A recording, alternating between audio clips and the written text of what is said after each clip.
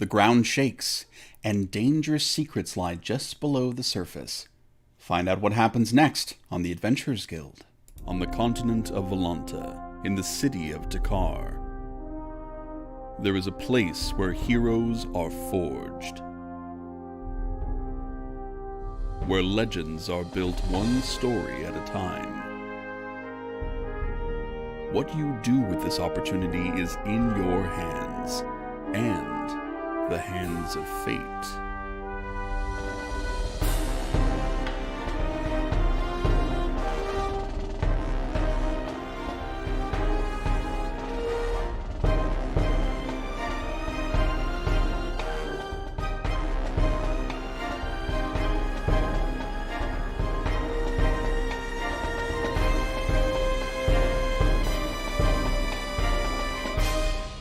The Adventurers Guild.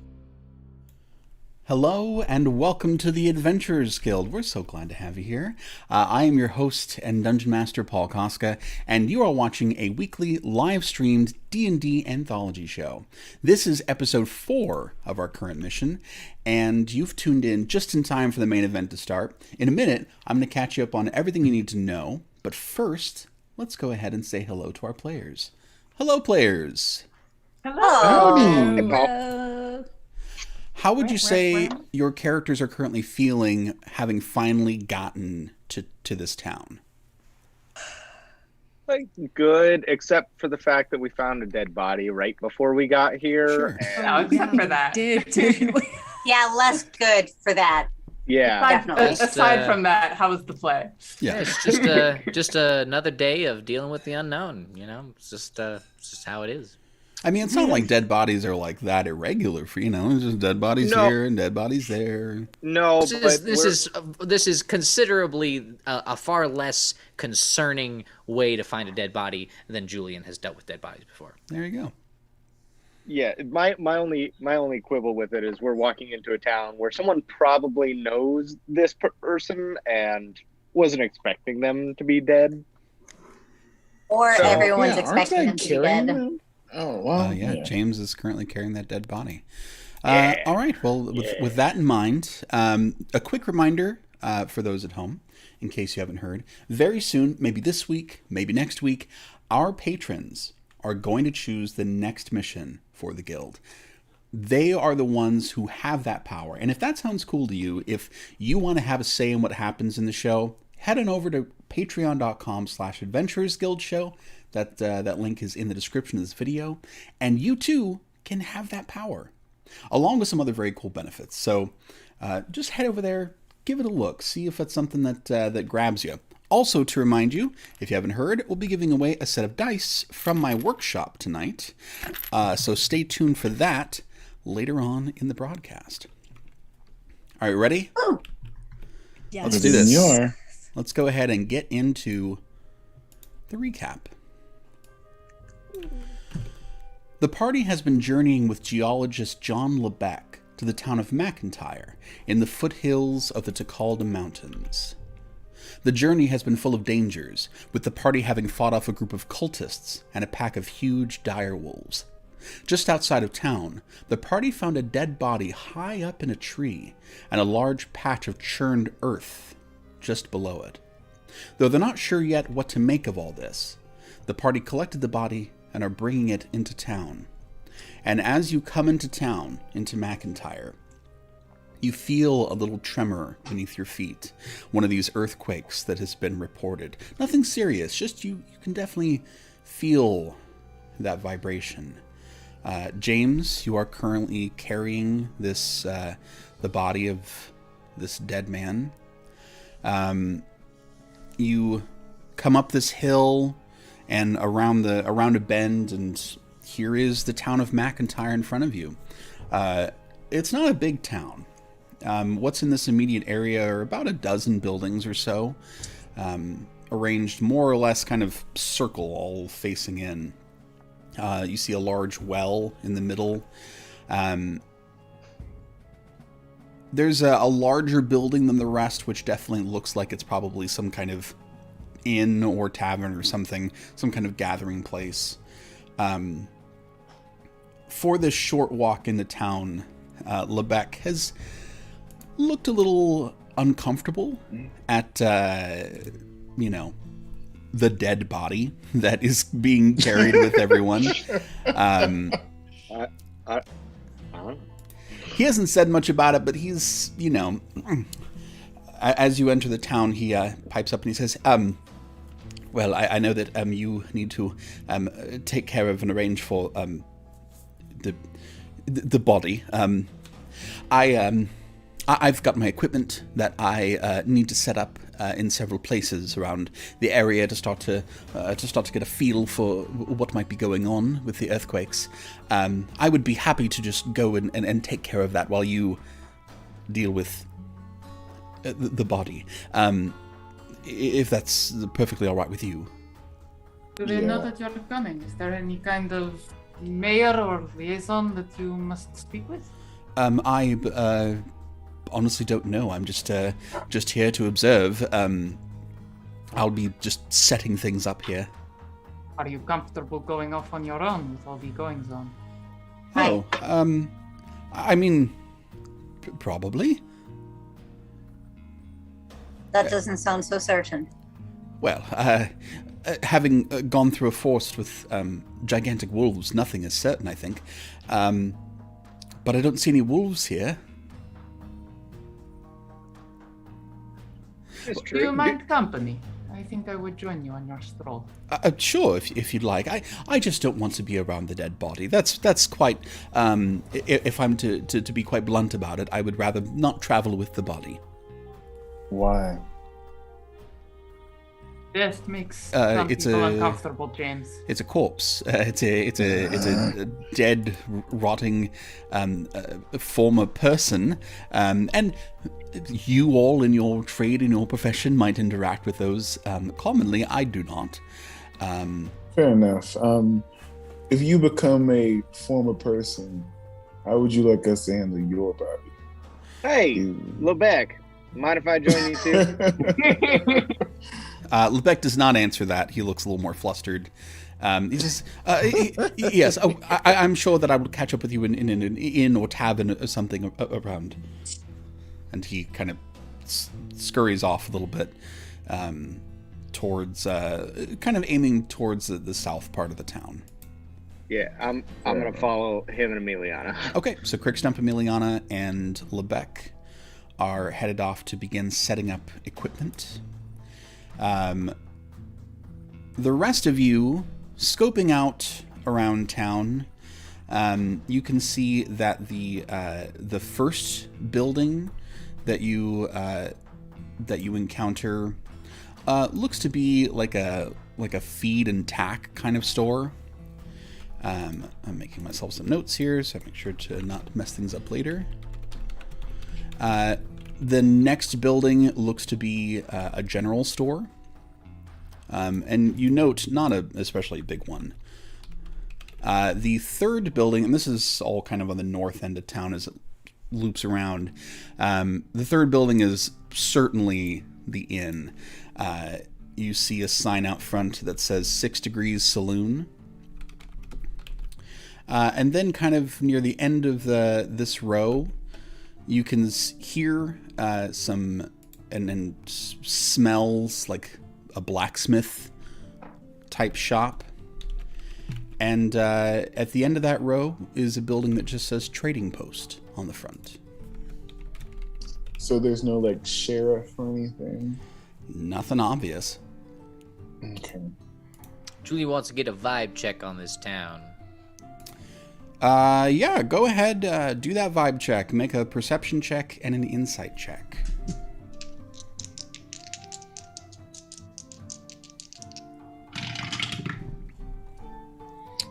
Oh, all right then. Perception of 13, insight of 15. Okay. It's small. It is quiet. There's no one out and about right now, but you are also heading into the hottest part of the day. So, might just, there's not, what you see here is that there's really no cover. Like, there's no trees, there's really no shade around. You can see that there's like a small corral with a couple of horses in it. Near the south part of the town, there's like this large like set of stones. But there are no trees, and if you lived here, you probably wouldn't want to be out and about when it's hot. How hot is it? Oh, it's hot. It's not terribly hot right now. It's probably about 75, creeping on a little higher.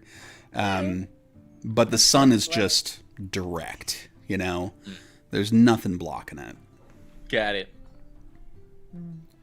You can imagine that in the summer, it probably gets 90, 100 degrees here. Yikes. Yikes. Yeah, so you don't see anything suspicious. Like, you can see people pass by windows and things. It's not like this is a ghost town. Just looks like everybody's keeping in the shade at the moment. Paul, on the body that I'm carrying, does he have like a wallet or any identifying items? No, when you all looked last time, he didn't have anything of that sort. Okay, I'm going to head to the inn. See what I'm going happens. to follow. Okay. Julian, Harrow, are you in for that as well? I'm curious about kind of exploring around the town a little bit more. Okay. I'm following the sounds over to the blacksmith. All right. So we have James and Julian and Mudpack headed over to the inn. Harrow headed over to the blacksmith shop, and we'll start with Harrow. Harrow, as you get close, you can see that there's a simple sign out front. It's done in steel on wood, and it says Smithy. It's decorated with a couple of horseshoes. As you enter, this is a little different than some smiths you've encountered before.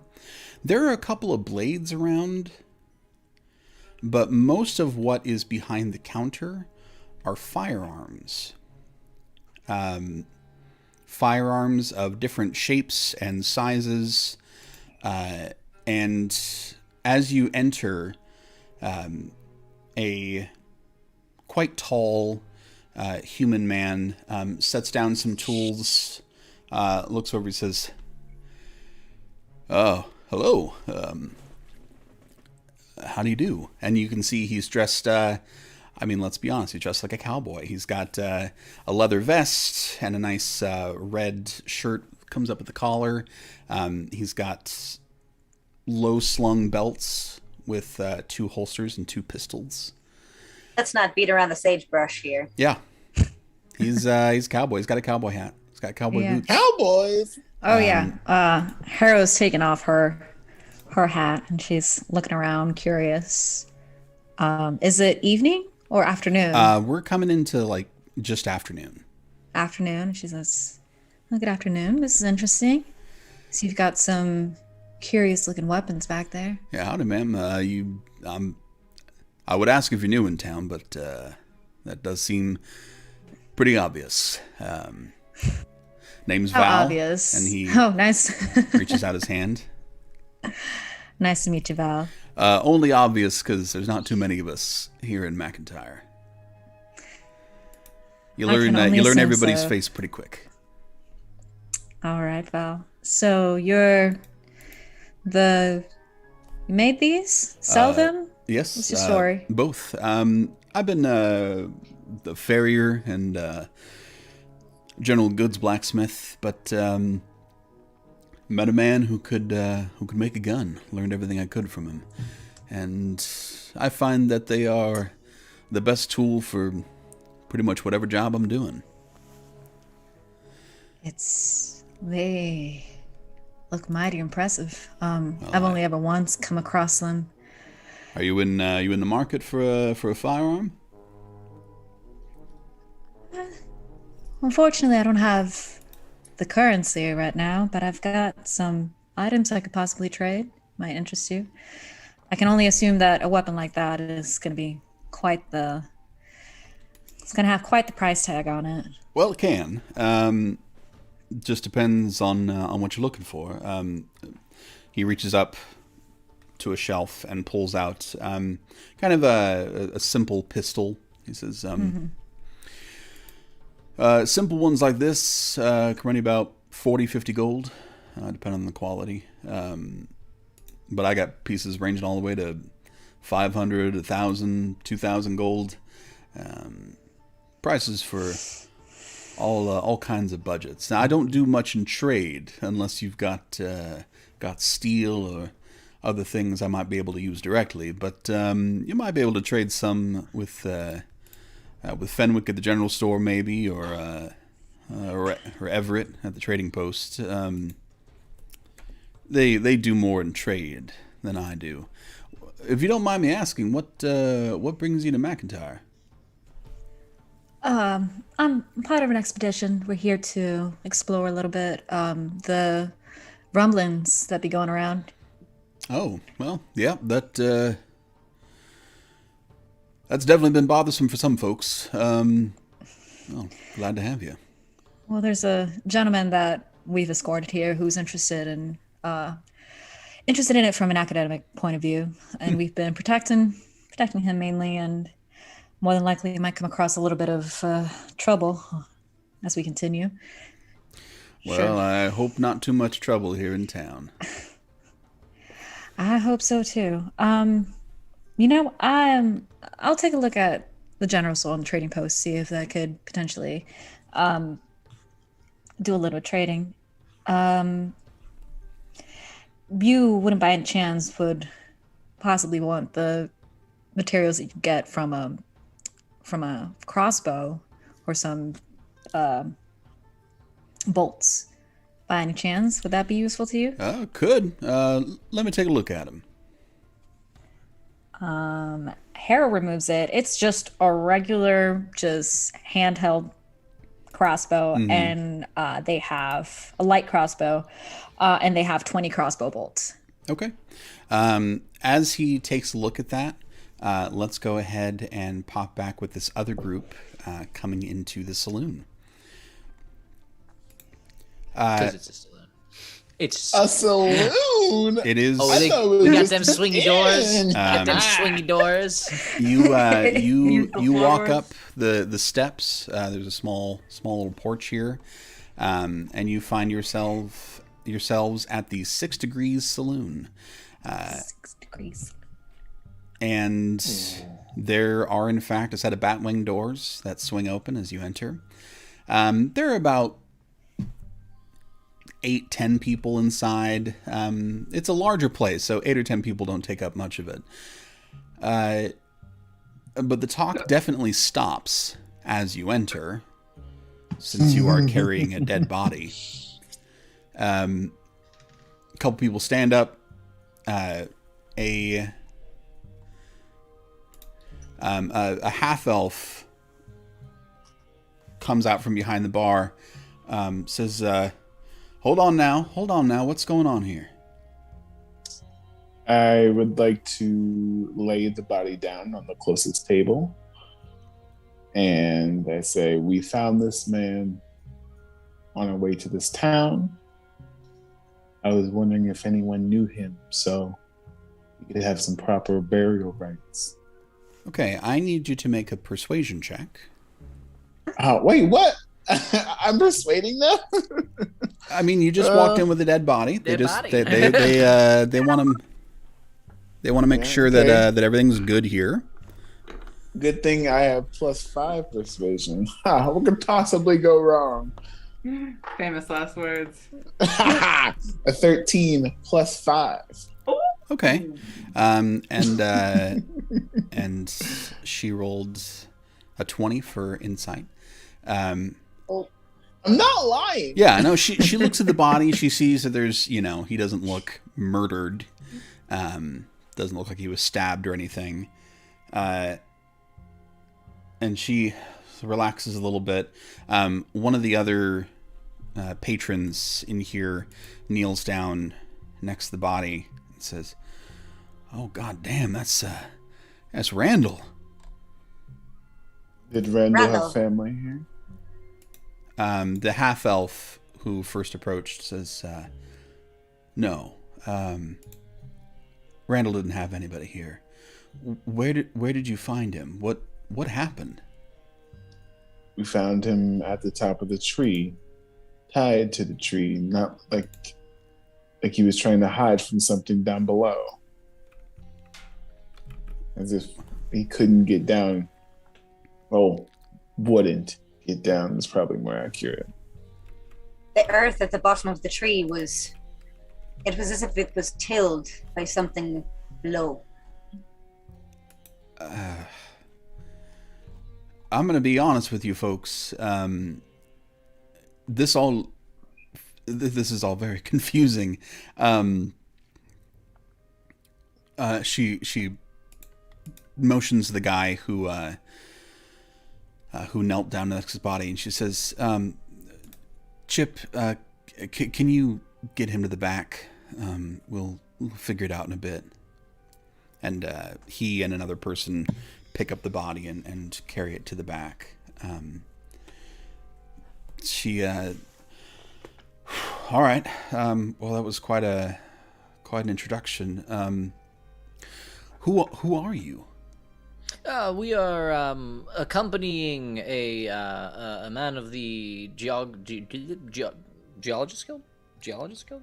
Yes. Archaeologist? Geologist Guild. Yes, yes. From Shakar, who wish to come to the town to explore and kind of study the tremors that have been happening of late in this vicinity.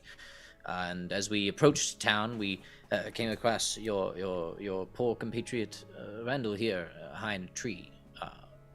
Not much known about him, simply that he passed away in that tree and did not come down for some reason. He did have this on him, and Mudpack will pull out that bottle that he found with the moonshine. Yeah. She takes the bottle and says, "Well, I mean, I never knew Randall would climb any trees. But I guess you never know what someone might do. You went up in the tree and got him?" Yeah. Yes, one of Mudpack our did. fellows who is not currently here did so. Oh, Mudpack didn't do it? Never mind, sorry. Whoops. The other druid, sorry. We all look the same. All you The tall one druids. went into the tree and grabbed the body. Alright, well, I was that, thinking the same thing, B. That's I mean, that's good of you. But yes, we are here to accompany this individual who's been researching the tremors that have been happening here. Can you enlighten us anything about them, or if they've been as much of a concern as he seemed to find a reason to come here for? She's still a little on edge, but starts to ease back in a little bit. She steps back behind the bar. You can see, now that you are a little closer to her, you can get a better look at her. She's also got kind of a Western theming to her attire. She does have, of note, some very distinct facial tattoos. They're kind of like stripes down the side. They almost look like maybe facial hair, but very stylized on her face. She says, well, while I try to get over the shock of looking at a dead body, can I get you folks anything? A coffee for me would be wonderful. All right. How about for...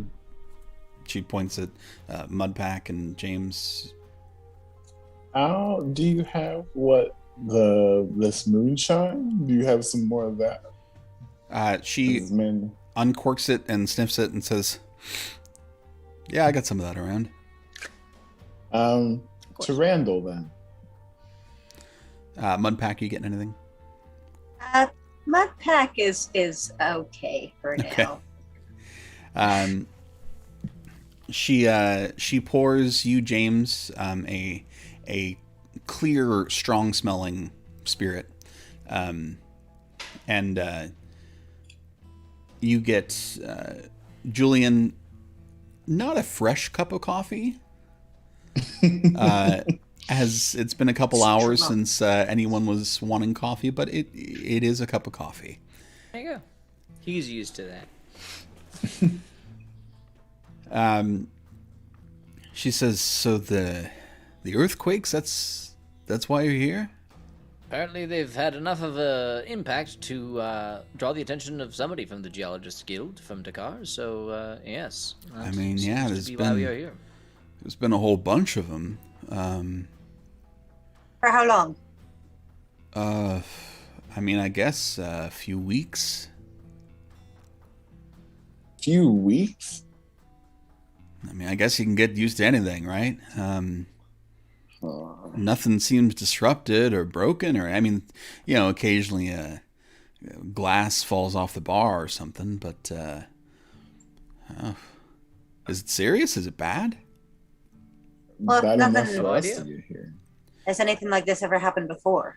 And as you say that, there is a bit of you can hear it's almost too light to feel, but you can hear a couple of glasses clink against one another as another one passes. And she says, I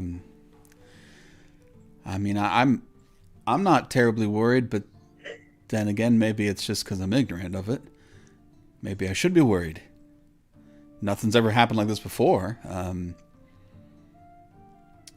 We're just here to investigate more than anything else. All right.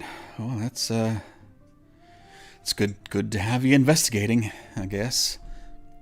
With that, we will go ahead and cut to the group with Lebec.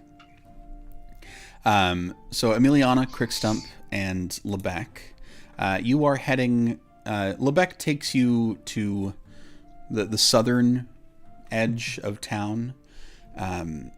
There's a small chapel on this side, and he says, "Well, this looks like as good a place as any."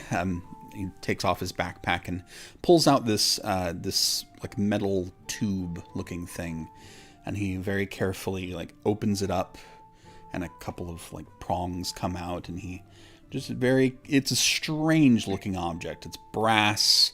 It has like pendulums in it, and he carefully sets it down on the ground next to the chapel, and looks to be making some tweaks on it. Is this a chapel to the God King Ascendant? It's not obvious what it's for. It doesn't have any distinct markings on the outside. If you had to guess, it's probably like non-denominational. Emiliana's still uncomfortable. Okay. Crickstump avoids it.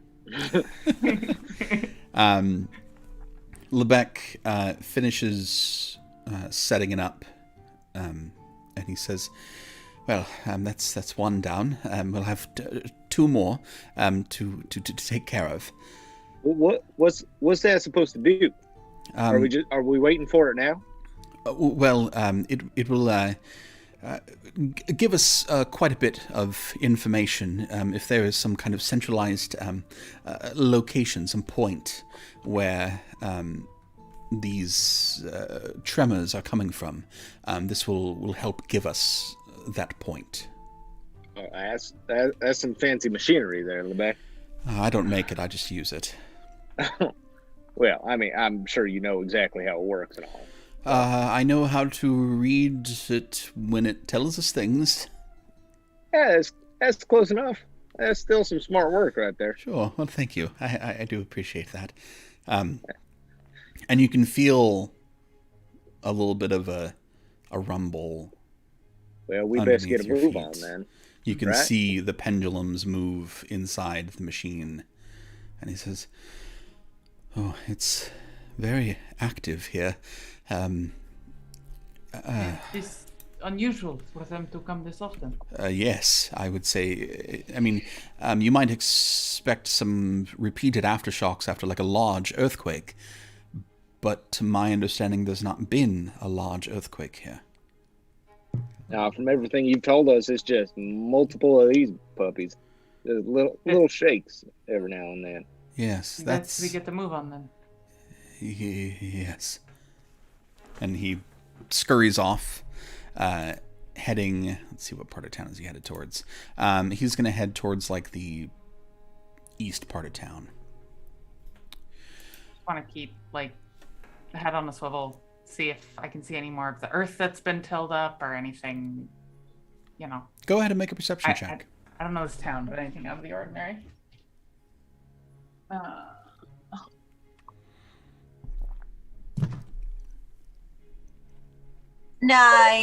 a natural one. Hey. Well, it wasn't the First roll of the first night, first not- dice in dice jail.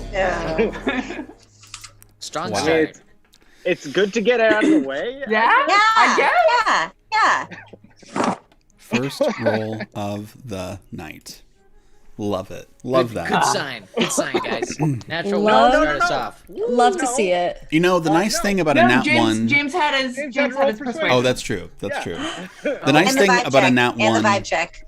in a low stress situation Vibe. is that the stakes are low too. So you do trip on a rock, and you do completely fail to catch yourself. Just face first directly into the dust. And you do take 1 point of damage from that. Yep. But it could be worse. And we have not rested to any capacity since the wolves. Is that correct? That is correct. Correct. Oh shit! So, I thought you were asking that like, and that knocks me out. Oh no! I'm just making sure that I had more than one hit point. I'm just making sure that I'm just everything's as it should making be. sure. Just trip, fall, and then no movement. Just still. And that's the end Dear of Dad. Emiliana. Well, looking for tremors. Cricket helped but chuckle a little bit and then extend you a hand to help you up. Not a word to the others. My lips are ultimately sealed from this encounter. You have no worries about that. Very good. Very good. So you head off towards the next point where you're going to put your equipment. Harrow, you are offered the like the trade-in value of like 5 gold for what he could use from this. Yeah. Which he admits is not much because there's not much metal on these. Yeah. But he advises that you'd probably get a better deal elsewhere. Sure. I'll go check another place. While he's doing that, can Harrow feel the tremors underneath? Yeah, you do feel a tremor as you two are talking about it. Yeah. So how often does that happen? Val says, nothing consistent. I mean, a few times a day or a bunch of times a day. Just varies based on the day. And does the town have any ideas or theories? I mean, I think you get a couple drinks in anybody and they'll tell you all kinds of crazy theories what it might be, but fact is none of us know. I hope it's nothing bad. I'm sure everybody's hoping that. Don't we all? Well, Val, it was a pleasure to meet you. I think I'll go ahead and take my wares somewhere else, but you might see a Understood. little bit more of me. Yeah, come on back if you're able to, or if there's something I can do. Are you headed, so there's the general store. There's also a feed and tax store, which probably doesn't have as much as what you're looking for. There's also a trading post. Yeah, so there's Fenwick at the general store and then Everett at the trading post. As a adventurer, what does it seem that the trading post would have a better deal on trading items for coin, or It's tough to tell because it kind of depends on the proprietor and like what they have. You would need more information to really be able to say right off the bat. Yeah, I don't want to do. I'll go to the trading post. Okay. First. Yeah, let me pull that up here. I don't want to go on a wild goose chase, but. So you head over to the north edge of town. The shop is. It's not elaborate on the outside, but as you go in, the inside is a lot different than the outside. The inside of this shop is quite meticulous. It's very clean. It's very well ordered and organized. There are shelves and almost everything in this place is behind a glass case. There's very little that is out and about. Even what might look like common items, everything looks locked up. Behind a large, quite beautiful counter is a dragonborn. He's dressed in like beautiful robes, and he looks like he's like carving something, like whittling something on a piece of wood as you enter. And he gives you a look, and he says, "Hello. Welcome to my shop. How can I help you?" Hi, good afternoon. Everett, I presume? That is correct. Has someone given you my name? Yes, Val, over at the smithy. Oh. Am I sensing kind of a... I mean, you can roll an insight check if you like. I feel like... Did you turn into a blood future? Insight? Yeah. Okay. I mean, they might have dueled at some point. It's a western town. Hey, okay. That is a dirty 20. Okay. I mean, Everett seems, he and his shop look very out of place in this town. Mm-hmm. It would not surprise you if he felt this way towards many people. Okay. Wait, what? Gotcha. Yeah. So he keeps his walls up. Yeah. Kind of He's situation. bougie. He's bougie. Bougie. Yeah, he does not seem like a friendly, approachable dude. Gotcha. So he's kind of misplaced Yes. in this place. All right. Well, I'm just hoping to possibly do a trade for some coin. I don't want to take too much of your time. What is it It's that nothing. you are looking to trade? Just crossbows, some bolts. I'm interested in purchasing something a little bit more my speed. Fortunately, I'm in a little bit of a bind with my current amount of coinage. So just looking at my options. Was wondering if you could. Are looking for more coin, and this is all you have to offer? You have nothing else of value?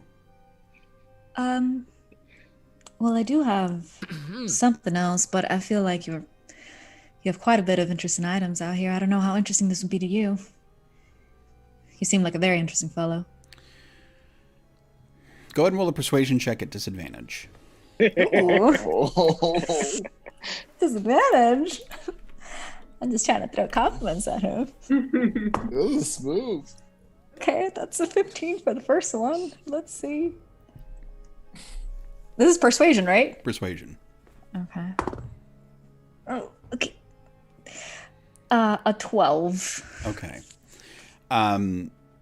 He says, I do very little trade in common items.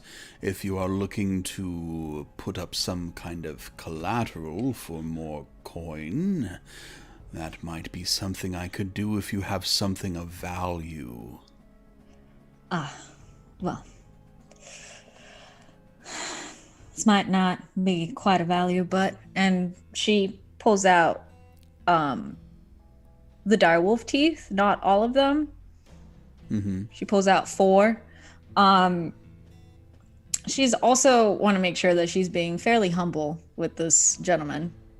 She can kind of read him, and she doesn't want to come off as being more like she's trying to pull one over him. Yeah. Direwolves. We had a run-in with them on the road here, and it's the first time I've saw some, so might as well. You had a run-in with direwolves and survived it. Yes, actually took down a fairly big one too. These ones actually came from him. What is it that you are doing here? Oh, well, we are actually, I'm part of an expedition. We're examining the rumblings that have been happening.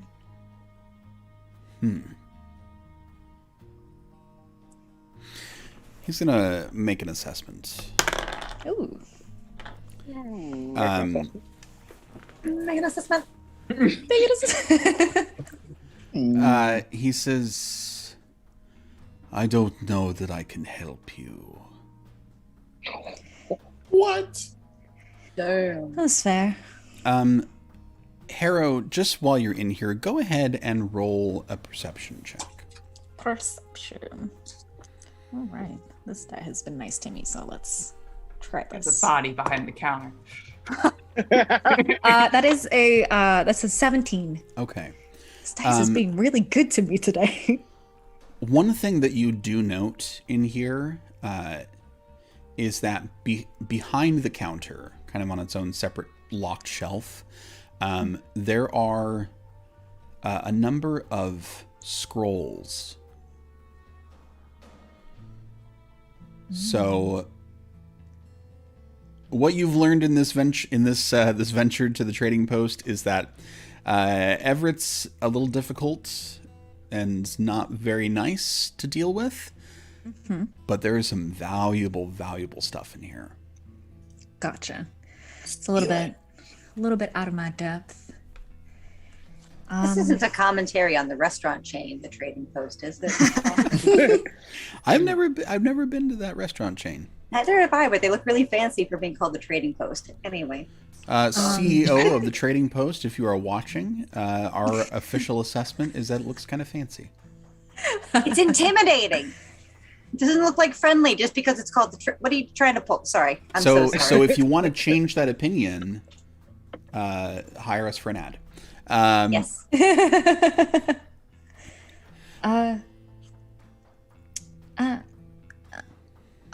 Everett, I don't want to waste your time, but I see back there's some interesting items. You already know that I don't have much to my name, but I think you're an interesting gentleman, and I'm curious as to what those scrolls would be. What they I am gonna... is for people who have goods or services or coin to trade for them. Well, if I come by some coin my time here in town, and especially with the work that we'll be doing, I'd be more than happy to come back and hopefully get a little bit more information. So sorry to have wasted your time. He doesn't really say a goodbye. He just goes back to his whittling. She says, gives a little tip of her hat, marches her pretty ass out, and then just says, good to note. And then possibly, it's on my shit list.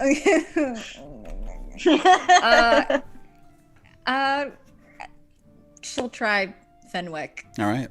I don't want to take more time from it, but Well, we're hopefully she learning can about the miss something. town. It's all That's right. true. So you head out a little, I imagine, a little dejected. And Trying to be as humble as possible did not work. He smelled your fear. yeah, The horse. he read you. You gotta come in strong. Gotta come in strong. In fact, let's go ahead and stick with that so that we can learn a little bit more about the town before we rejoin everybody back together. You head over to the general store. It is not a large place. It's got the basics in terms of supplies. It's got quite a bit of climbing and survival gear, like more than your usual general store. But you are up in the mountains, and that's not super unexpected. You do note that they have a couple of health potions behind the counter. And as you come in, a halfling steps up onto looks like might be a box behind the counter. Gives you a very warm grin and says, "Ah, welcome. Oh, you look like a new face." Buddy, yes, just came in about an hour ago. Oh, excellent. Well, I'm Fenwick. Pleasure to have you. What's your name? Pleasure to meet you. I'm Harrow Vespa. I'm here with an expedition. We're exploring the tremors. But I'm actually here to hopefully get some coin for trade. Oh, well, that certainly is what the shop's about. I can give you a hand with that. What is it that you're looking to trade? Oh, thank you kindly. Just a crossbow and some crossbow bolts. If got 20 crossbow bolts and a lightly used crossbow. All right. Well, let me take a look at them. See what it is we're working with. And you said that was a light crossbow that you got? Yes. All right.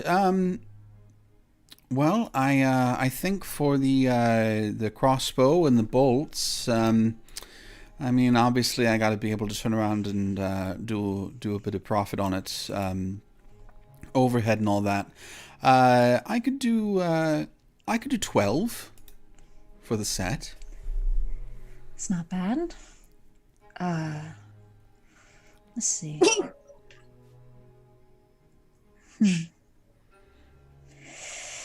Well, I'm trying to get another weapon. Still means that I'd be down a little bit.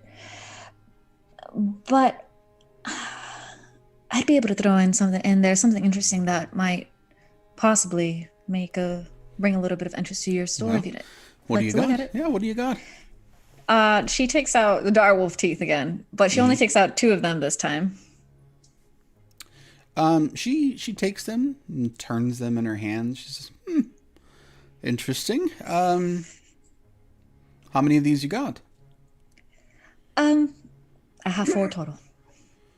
Well, I could give you 2 gold each. All right, so 12 and 2 gold, 8, so 20.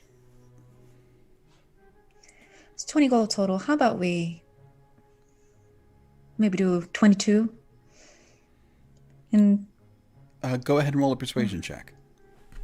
all right. Hopefully, let's try it.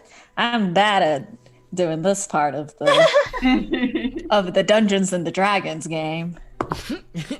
Dungeons and Dragons and shopkeepers. Let's go. Dungeons and Dragons. And good conversation. Yes. Dungeons that and is haggling. Dragons. And that is an 18. Okay. Yeah. She says, yeah, we can make 22 work. That's fine. She hands you your 22 gold. Yes. You here you go, dear. Have the other 2. So, Harrow, what you've found in your time perusing the area is that the gunsmith is tall, dark, and handsome. Yes. The one who runs the trading post is much less so. And Fenwick, who here runs the general store, is extremely agreeable. See, I truly believe that Everett at the trading post would be also tall, dark, and handsome if he had a better personality.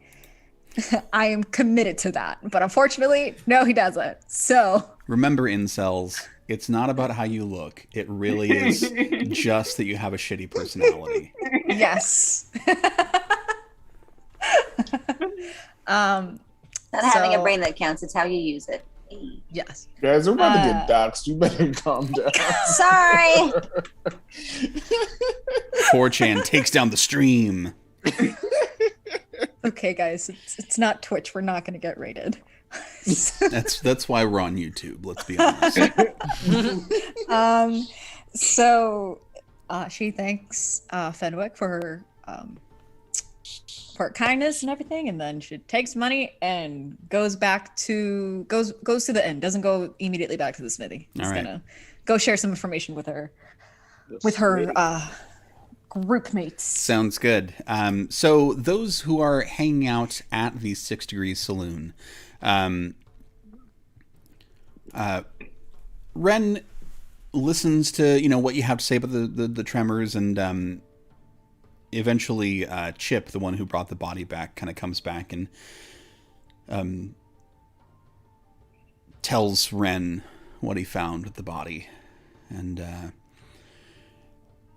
Ren says, well, not a lot of people, I think, would have gone up there to collect the poor man. So a couple of rounds will be on me for that. Randall didn't have anybody. Just came into town one day and stayed, and probably didn't have a lot of kindness in his life, and I'm glad you're able to afford him one in his death. When was the last time he was seen? I saw him in here 3 days ago. 3 days. 3 days. Doesn't What do you think seem like happened a long within time. those 3 days? You say where he was going? Well, I mean, he's a drifter. Most times it didn't even have a roof to sleep under. He'd just scrounge up enough gold for a bottle of something and be on his way for a while. Didn't wander too far. I mean, everything around us is a little bit dangerous. Fair enough. Well, I take my drink full of that moonshine, do a cheer, the toast to Randall, to always having someone in your life that cares enough to get you down from a tree. I mean, I hope I don't end up in a tree, but yeah, I see what you mean. Oh, you know what I mean. You take the drink. It is strong. It is quite strong. It burns the tongue, burns the throat. There's a little dizzy feeling just like right up front with it. Okay. I take another. Ren will pour you another. Before too long, the rest of the party trickles in as Lebec enters with Emiliana and Crickstump. He gives a quick look around, making sure there's not still a dead body about. Oh, well, things look to have been resolved. Crickstump and Emiliana, thank you very much for joining me for that little venture. I'm glad we were able to get the equipment set up. Hopefully, by tomorrow morning, they'll have some interesting things to show us. Did you already get some?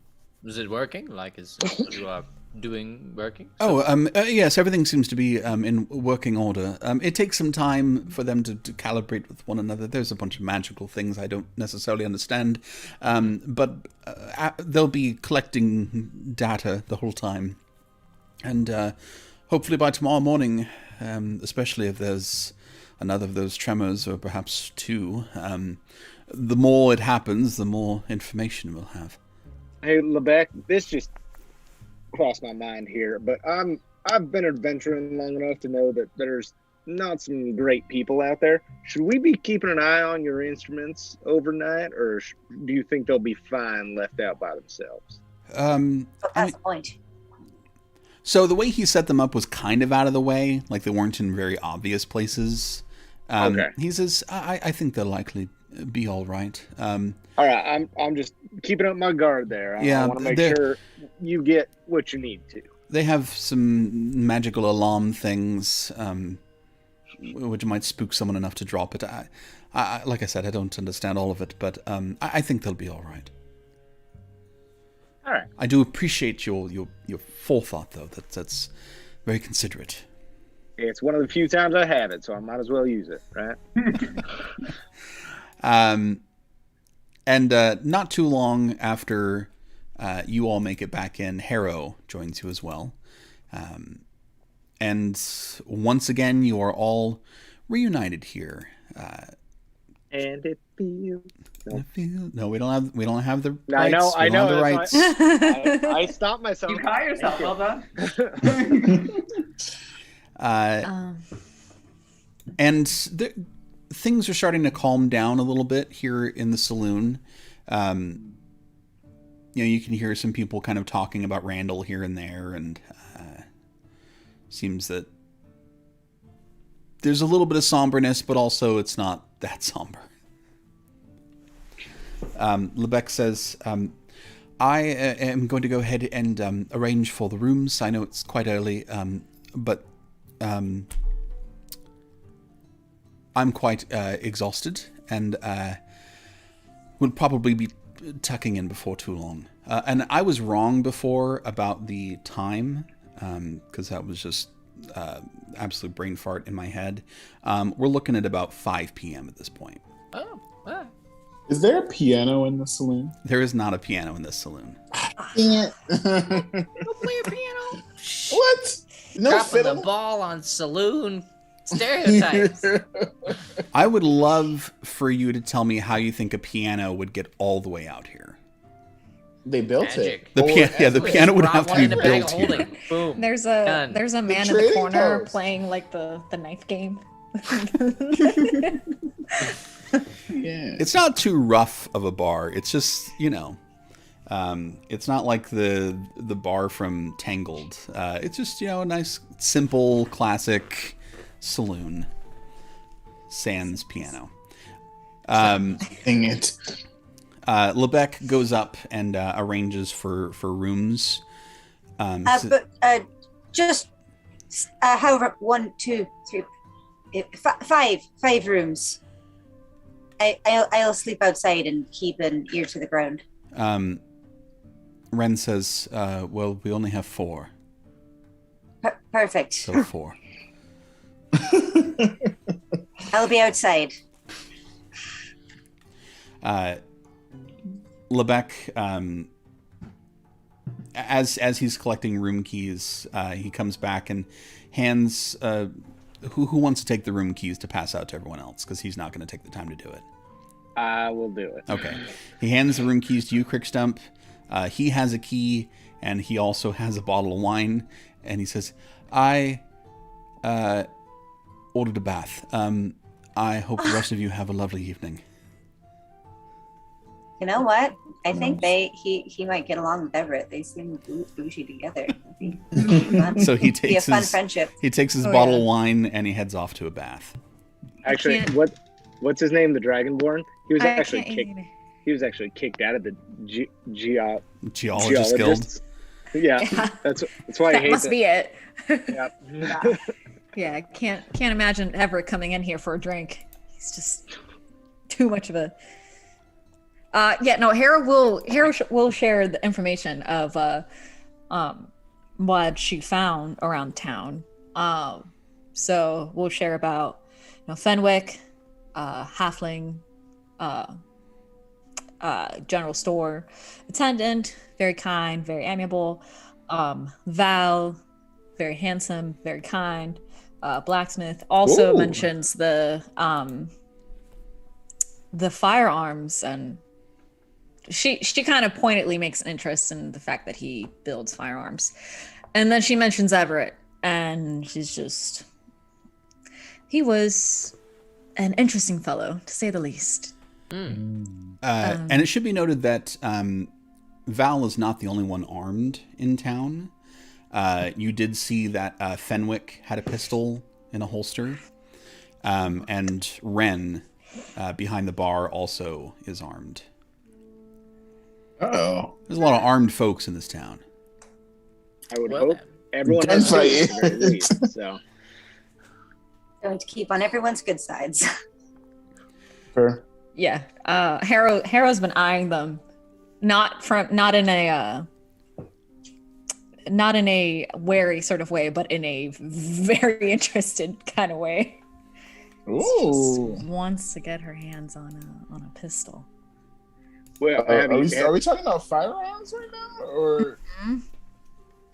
Harold, have you inquired? Have you asked about how much it might cost you? Val said it'd be around 45 gold. I was able to sell some items, and Was that 45 or just like a standard issue, like the tiny ones, or any of the bigger ones there? just pistols, but I'm only interested in a pistol. Oh. I don't need anything bigger than that. If you need me to front you some gold to try to get such a device, I would be happy to do. Oh no, you're all too kind. I couldn't. I'd be embarrassed to even ask. Well, you won't get any help from me. That thing's made of metal. I won't have anything to do with it. I respect your choices, Mudpack. Have fun. Also, when we return to Car, the crew of the Nilo are very knowledgeable about firearms. Should you have any questions for them, I'm certain you could drop into the Drunken Seahorse and have a conversation or two with them about that. Should you be interested at all? The what? You said who? The crew? It's a bar. It's a bar. Yes, Drunken Seahorse is a bar in the harbor. My Yeah. crewmates are there very often, and You're still new to the guild. Crew. You're still new to the guild. That's where most of them meet up as well. It's a common hangout place for I about see. half of The my most of crew us. are all quite adept with firearms themselves. So, should you ever have any questions about them or interested in moving forward with any pursuits of firearms, I'm certain that they would be a perfect person to ask. Or I will keep that in mind. I would recommend Creven to talk to specifically. He's a little interesting, but probably have a delightful conversation. Interesting how? Crickstump interesting or James interesting? He's struck by lightning several times. Kind of interesting. He's currently finding a way. I don't know how to take to that. create very a much. small machine that can clean our deck by sweeping it around, but he also is very concerned about being defended, so he's equipping it with small weapons of some sort. I do not understand. It is simply something that he is very adept at doing. He's a very interesting person. Nico's Are you really saying gunning for that? that spin-off show. He's trying. Are you- I know. I'm sorry. It's a backdoor pilot. Nico, did you just put Stabby on your boat? What? The Roomba with a knife on it? Yes, it was brought in out of this entire thing. But no, the next time that this character Creven returns, he will indeed have a Roomba that has a dagger attached to it. That is. Oh. Well, I tell you what, Okay. if there is Approximately. if there is a spin-off show, it's not a live play, it is a sitcom. Yep. Crew the Nilo. Love that. Early evening is starting to work its way towards later evening. Is there anything that any of the six of you would like to accomplish or do this evening here in town or here at the bar? I'm just gonna toss keys. Is all I need to do. Okay. I don't give one to Mudpack. Just be like, I know your deal. Don't worry about it. You know. I think just as the evening rolls, like kind of winds down, Julian would at one point just kind of go just to the edge of town and just kind of sit and meditate, trying to feel these tremors and kind of gauge them to some extent as they are happening before Okay. he turns in, just to get a better idea of it. I'd like to ask Julian before he went out. Would you like me to give you one of these or what? Oh, That no, I'll way, be if you fine. come back later, then I just want to make sure you have one. No, I will be quite all right, thank you. Just break in. All right. It'll be fine. Just sleep on the floor. Mudpack also wants to do a little perimeter around the town. Definitely. I, for Crick one, Stump- Crick Stump. I will Just put it moseying, in. very casual. Yeah. Miliana will definitely take a key. And I give her one. James, I'm gonna set the other two on the table and be like, I'm tired, y'all. I'm gonna turn in. James, you had something? I'm going to take a key and I'm going to wait until everyone goes to sleep to do my things. Sneaky motherfucker. All right. At about 7 or so, you can 7 p.m. comes, you can judge for yourselves whether you are still in the saloon or not at that point, for most of you, for those of you who have decided you're out and about. Some people start to leave to wander. Val does come in. And the rest of you who are in the saloon do get a chance to see him.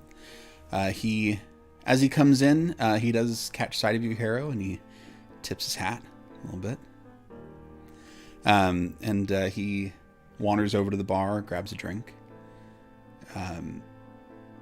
He actually orders, Harrow, he orders 2, and he sets one next to him. An empty stool at the bar. Oh, shit! Arrow's gonna see that and just kind of mosey on over. And Tell me that's not a great move. Like, tell me that is a fantastic move. Me But too. All of my comments. Harrow's playing a little bit of a game here, though. So we'll see where this goes. So she kind of goes up to him and says, "Fancy seeing you here. It's almost like this is the only inn in this town." Yeah, well, when you're looking to get a drink, there's it's either drinking alone or drinking at 6 degrees. And I'm not a big Yeah. fan of drinking alone. Oh, well, is this anyone's drink or may I partake? I believe it's yours. Thank you. So she'll sit on the stool, and kind of lean over to him, and be like, "Now tell me, did you give me Fenwick's name first because you're a little bit more in line with her and her kindness, as opposed to Everett's interesting personality?" Oh, well, Everett's a prick. But, you know, for those who need things, he occasionally is useful when he wants to be. It seems only those with an exorbitant amount of coin are the ones that he's interested in. He's also pretty racist, to be honest. Oh, Yeah, hates humans. But sometimes you got to talk to him. yeah, I wouldn't have guessed, but people will surprise you. I was able to get a good deal though over with Fenwick because I have my eye set on one of your pistols. So, Well, I hope you're able to walk away with one. I would say they're pretty handy. yeah, I can only assume as much. He holds up his drink, which is just like a whiskey, just neat. He says, "Well then, to new discoveries." To new discoveries. And he drinks. Mudpack, as you are doing your rounds, go ahead and give me a perception check. I'm gonna give it to you, Paul. What is happening? 18. 18. Okay. That whole like flirty conversation, I was still in there. Sorry. I'm back. We're outside. It's dark. You're wandering about. Another tremor does happen at about 8 p.m. This one is a little more significant than the little ones that happen during the day. This one you can just noticeably feel under your feet. Can I tell if it's like coming from a certain direction? It's very difficult to tell. It does seem to not just be in one place. Like it kind of like happens a little bit and then away from you, but it's really difficult. Because you're feeling it more than hearing it, and this isn't something you're used to noticing. The town is pretty quiet. You see some lights on in buildings. It looks like people are in for the evening. As you are passing by the kind of north edge of town, as you're doing your loop,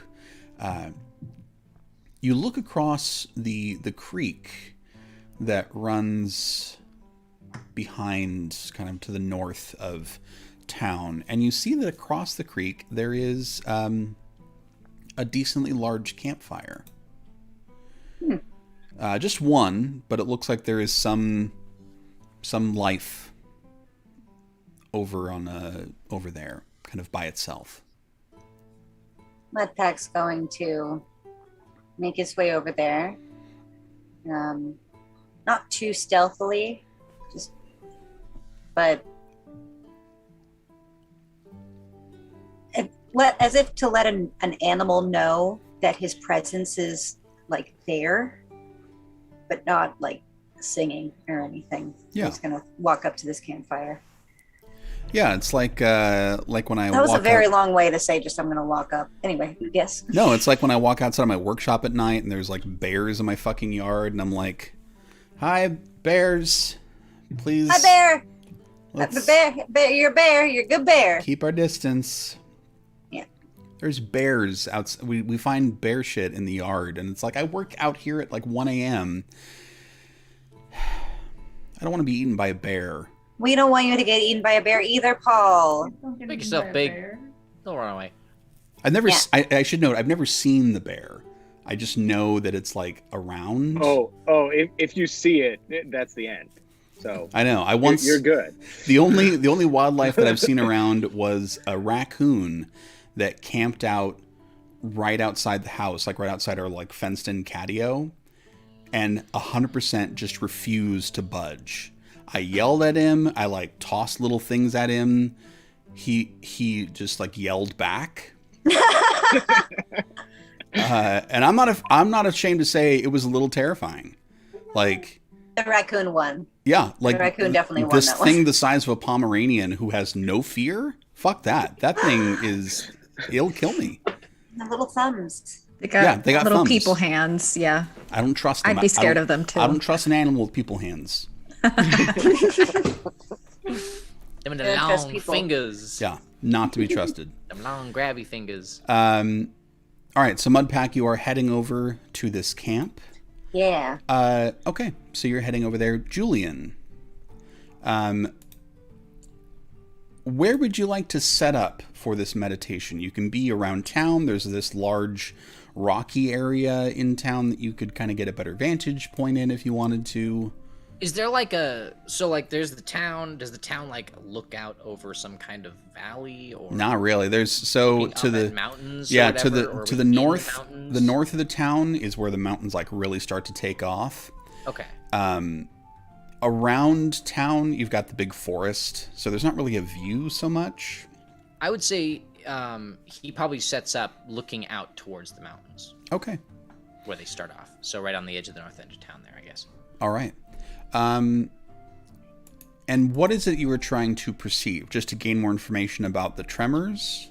Yeah, he's trying to see if there's a pattern to them, or if it really, because like from what he heard, they said they were random. So it's like he can gauge that it's not just earthquakes. Mm-hmm. So he's trying to like feel out if he can sense that.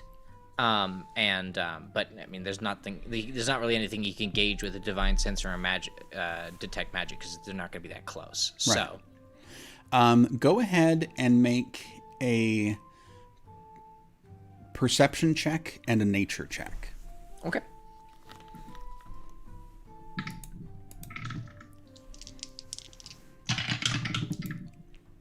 Oh wow, those were great, and then they weren't. Yeah, perception's only a 6, and the nature check is a natural 1. Okay. You set yourself up, kind of get into a comfy spot at the north end of town. You kind of prop yourself up on a rock, just trying to meditate and focus, sitting, and you fall asleep. You'll sleep out there anyway, but there you go.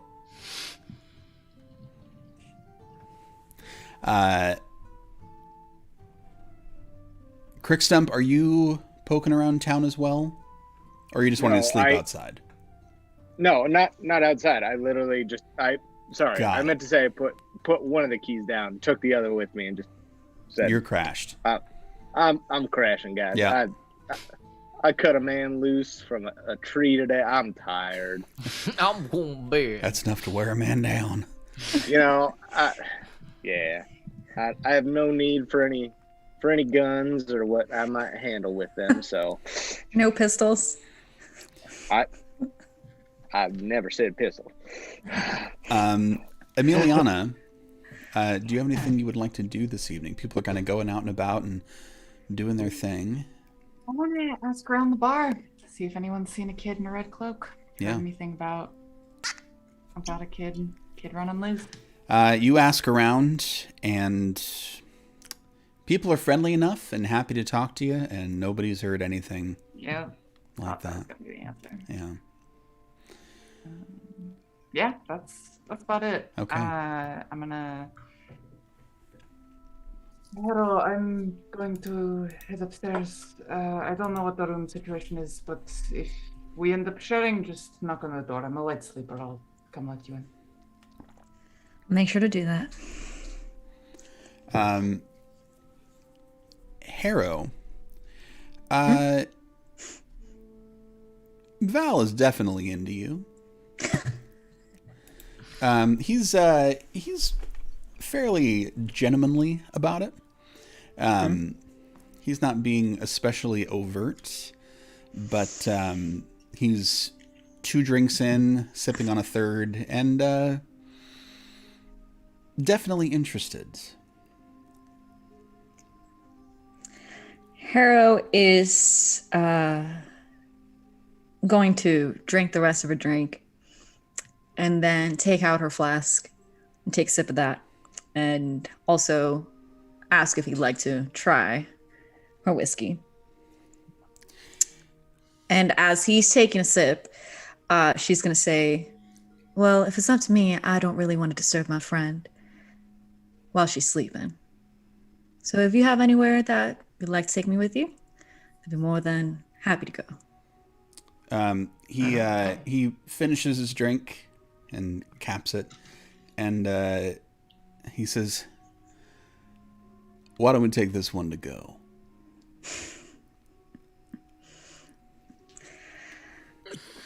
And he stands just a little wobble from the drink, and He'll be fine. He'll be fine. and Yeah, boy. holds out an arm, like kind of crooked arm, for you. And he says, care to take a walk? Sure. And the two of you leave the bar. Fade to black. Well, howdy there, little lady. Nice to meet you. He's a handsome man. Mm-hmm. He was putting the moves. He's got a very Gentlemanly well-groomed cowboy. mustache. Hell yeah. And rides are available. James. Oh my Oh dear. Oh me, oh my. Yes. god! Rated R. Yeah, there's one pistol that she's going to be checking out. So. Oh, Is it? How many in that chamber? I'm sorry. PG-13. PG-13. We're done. Just don't let me say things. James, it is getting later in the evening. Yeah. You find that you are the last of your party left in the bar. Well, I would like to. So no one's in the bar, right? I mean, none of your party's in the bar. Interesting. Okay. I think I'm going to go to my room and lock the door. I would like to take off my armor and let go of the facade for a second. Let my Aasimar self shine. And with all my might, try to channel that person I was talking to, the old woman, again, through the ethereal plane. Okay.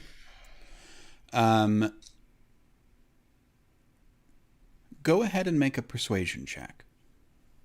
Okay, persuasion. I'm persuasive, guys. Okay. It's a 10 plus 5, 15.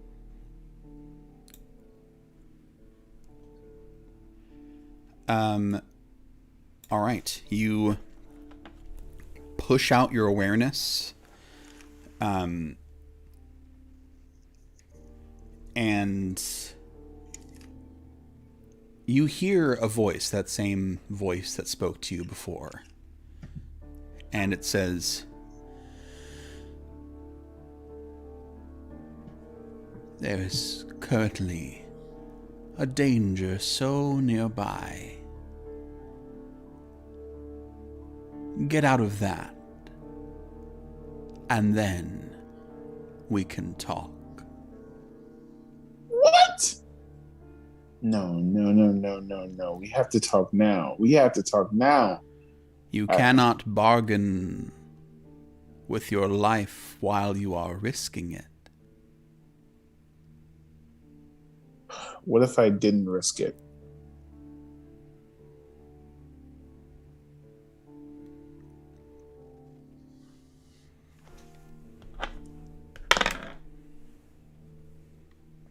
Explain. If you know where she is and know that she's alive, if I can't get her, is it possible to switch places with her?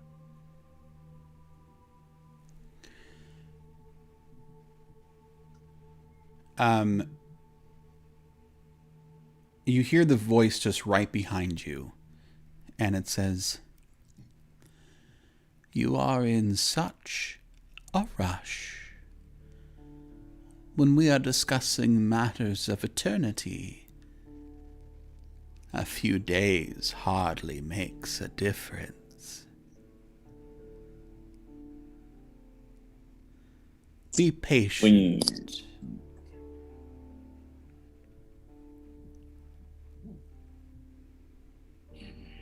Is it a promise? You'll be there when I'm done with this mission? When you have returned to your own personal safety, seek me. I will be there. What is your name?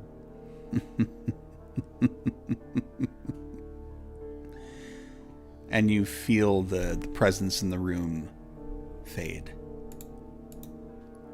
Oh, We ain't getting that rude! Rude!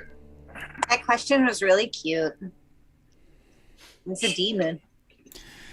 You know what? I put on my armor and I march around town looking for something to kill now. Because now this mission has to end. Let's go. Where did Mudpack go? I'll go to wherever Mudpack is. I'm gonna find something. Do not mess up what I'm doing right now. I'm trying to see if I need to make a friend to talk. Like, hold on. Mudpack, you cross the creek, not going out of your way to be quiet or anything, making your presence known. And as you as you get to the other side of the creek and within maybe 20 yards of the fire, you hear a voice say, "Who is it going there?" A friend. A newcomer. Which is it? Friend or newcomer? Both. I hope. Go to make a persuasion check. Oh, good. Yay. Cool. Dirty 20. The voice says, "Go on, approach slow." Horse. Walking up. As you walk up and kind of get within the firelight, a man steps into the light of the fire as well. He is a dwarf. Looks to be in like maybe early middle age. He's got a very long beard. He's got a mullet. He's rocking a mullet. He is quite dirty. He's got dirt smears all over him. His hands are very dirty. He very obviously lives out here. Mm-hmm. You see that he is carrying like a pickaxe, a little defensively. And he says, "What is it you're doing here?" I mean no harm. I'm here with some other friends. Currently, I am on my own. We're here to check out these shakes in the earth. I believe it to be some sort of creature myself. What gives you that impression? It seems to be intelligent. But I don't know for myself. Go to make a persuasion check at advantage.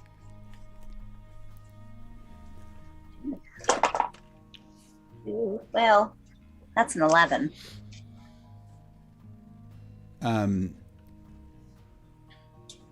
He says, "And what are you planning to do about it?"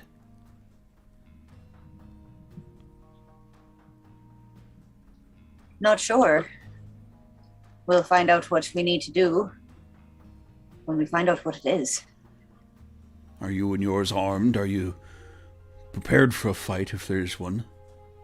Aye, and we have a man of science who can perhaps help us. Help you with what? With the science. Who's to say? He's more of a geologist than a biologist. But we came across someone. Excuse me, my name is Mudpack. Forgive me. What's your name, good sir? I'm Devereaux. Devereaux. It is good to meet you, Devereaux. You prepared to kill these creatures, then? Do you think they might want to kill you? Go to make another persuasion check. 19. He squints, and he rolls up a sleeve, and you can see like a large bit of cloth that looks like it's clotted with blood. And he says, "I'm pretty sure of it." On our way into town, we came across a man. We found his name is Randall. Or it was Randall. Mm-hmm. I know Randall. Met him once, twice.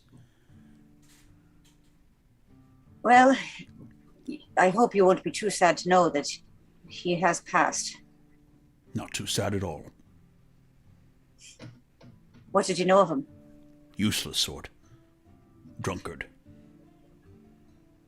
Well, he seemed to be going off on his own to, my guess is, get a better look-see to see what was plaguing the land.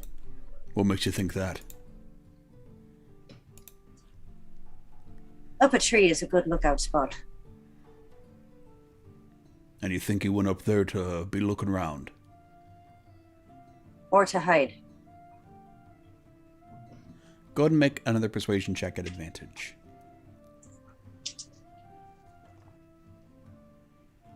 Ooh, 19. Yeah, dice. Yeah, dice.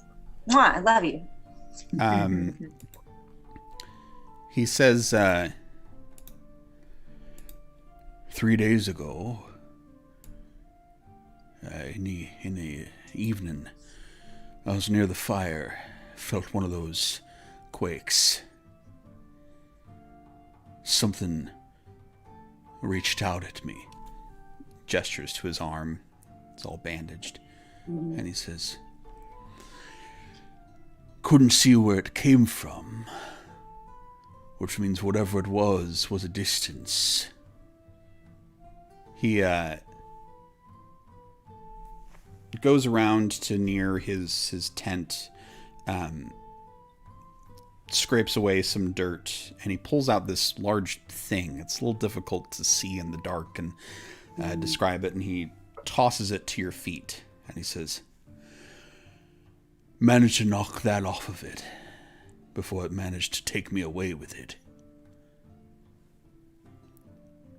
Take you away? Take you away where? But he'll look at it as he's asking. Okay. As you pick it up and inspect it in the fire, you see that it is a very muscly, tooth-covered tentacle. Ooh. And he says, Well, That is what's under the ground here. And with that, we'll go ahead and go to our break. with this face. So, for those of you who are watching, now is the time that we're going to go ahead and give away our set of dice. So, all you have to do to win this set of dice is leave a comment in the chat. Just let us know that you're here. We'll put all the names of people who comment into a random generator, and someone on the other side of the break will win. So now is your chance. Throw in a comment right now. We will see you on the other side of the break. On the other.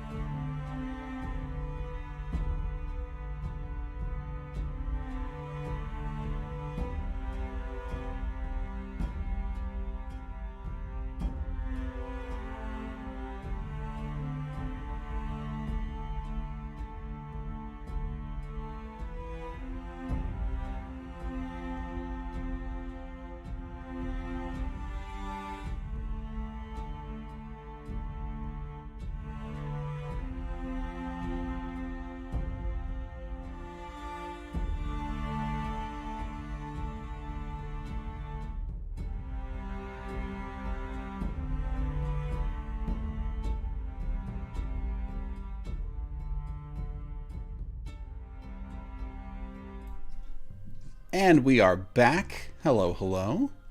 Very good to have you back here on the other half of the break. After throwing things into random generators, congratulations to Grace Holland, who has won themselves a set of dice from my workshop. Thanks, Grace. Thanks for watching. Congrats on winning. Make sure to email me at the address I put in the chat to collect your prize. Woo! Thanks for watching. Absolutely. Let's jump back in. Nice to leave on a cliffhanger. We're not going to immediately resolve it because there's nothing more to learn besides his tentacle, but Mudpack. Yeah, you are looking at about a like 1.5 foot section of tentacle. It's a little shriveled because it's been off of its host for several days, but you can see it's got these like gnarly teeth on it, like the grip. I'd like to make a nature check to see if we're nature or history. Nature. Like this. Yeah. Go ahead and do a nature check. We're in are we in the mountains? Sure. Near enough. Thank you. That's my proficient area. Thanks. Well, that's good because one of those is 1. It's an 8 plus nature. I know what I'm doing. That's good. 13 altogether. You feel very confident that you've never seen anything like this before. Awesome. All right. Awesome. And this is what you can say about it is that depending on, like, you're trying to judge like how big this thing would be, but you'd have to think about like where it came from. If this was a jellyfish and this was one of its arms, that would be an enormous jellyfish, right? It's difficult. If it was a large jellyfish arm, but it could be another part of the body that I'm not quite sure where it belongs. Right. Yeah.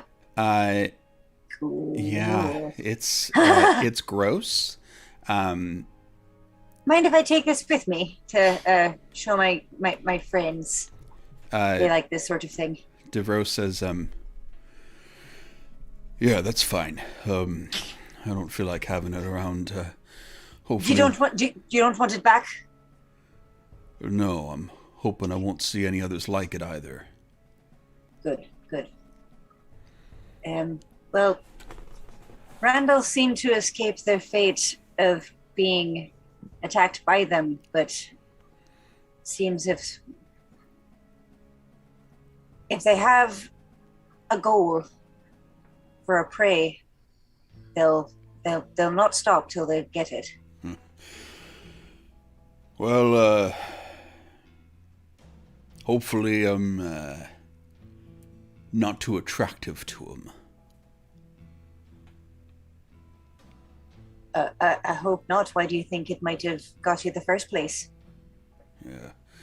Maybe it was just feeling around.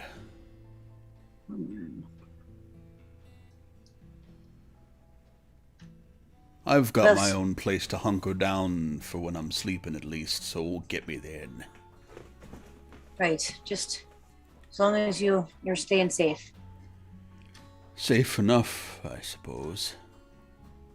Enough. Go ahead and make an insight check. Yeah, thank you. What's this guy's deal? 13.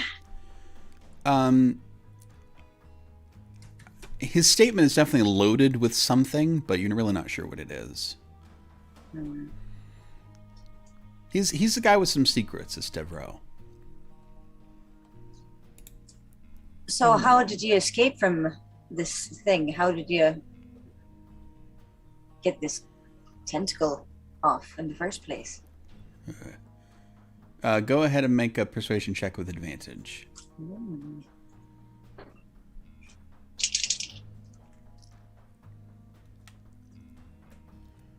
11. He says, I gave it a taste of something it didn't like too much. something fire, something magic, perhaps? No magic. I don't do magic. I've got my own things I'm working on, is all. I'll leave you to it then. Stay safe. He'll head back up the path. Okay. And make his way back around. He's not going to continue the circuit. He's just going to go back around to the inn. Yeah. As you get near the end, you see Julian asleep. Looks very comfortable. Glad you found a good spot, lad. Still asleep. Aye. Good. Keep sleeping. James, go ahead and make a perception check. At disadvantage. Wow. Okay, let's see. Disadvantage. Oh. One is a natural 20 and the other one is a 19. Okay. Perception +1. So that's nice. You do eventually come across a sleeping Julian and Mudpack. I assume, Mudpack, you're setting up a simple camp? I'll set up a camp nearby, like within sort of peek around distance from where Julian is, because he's just like chilling there. Yeah. So James, you do come across the two of them. I wake up Julian immediately. Do it aggressively? I poke you. I assume so, yeah. I just poke him. That would be aggressive to me. I wake up Julian. Hello? He pulls a hand axe. He's like, what do you want? I listen to you, and I need your help. Oh. Okay. Okay. Go on. I reached out the ethereal plane. I heard something. And I give Julian the description of that person in my dreams and the thread. I recount that to Julian, all the stuff that I've been going through. And she won't tell me her name. I need you to give me her name, please.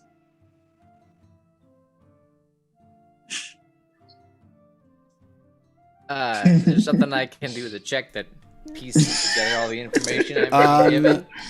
You can go ahead and make a religion check. All right. Is it an advantage since I'm like adept at this kind of shit? No. All right. Since Mudpack made sure to be within sort of hearing distance, he's hearing maybe the tone of the voice, if not necessarily what's going on. Doesn't sound like James is making any attempt to be quiet about this. Mudpack's just shaking his head. Strong 5. You have no idea, Julian. You are still waking up, as a matter of fact. This is true. So you have genuinely no idea what in the hell James is talking about. I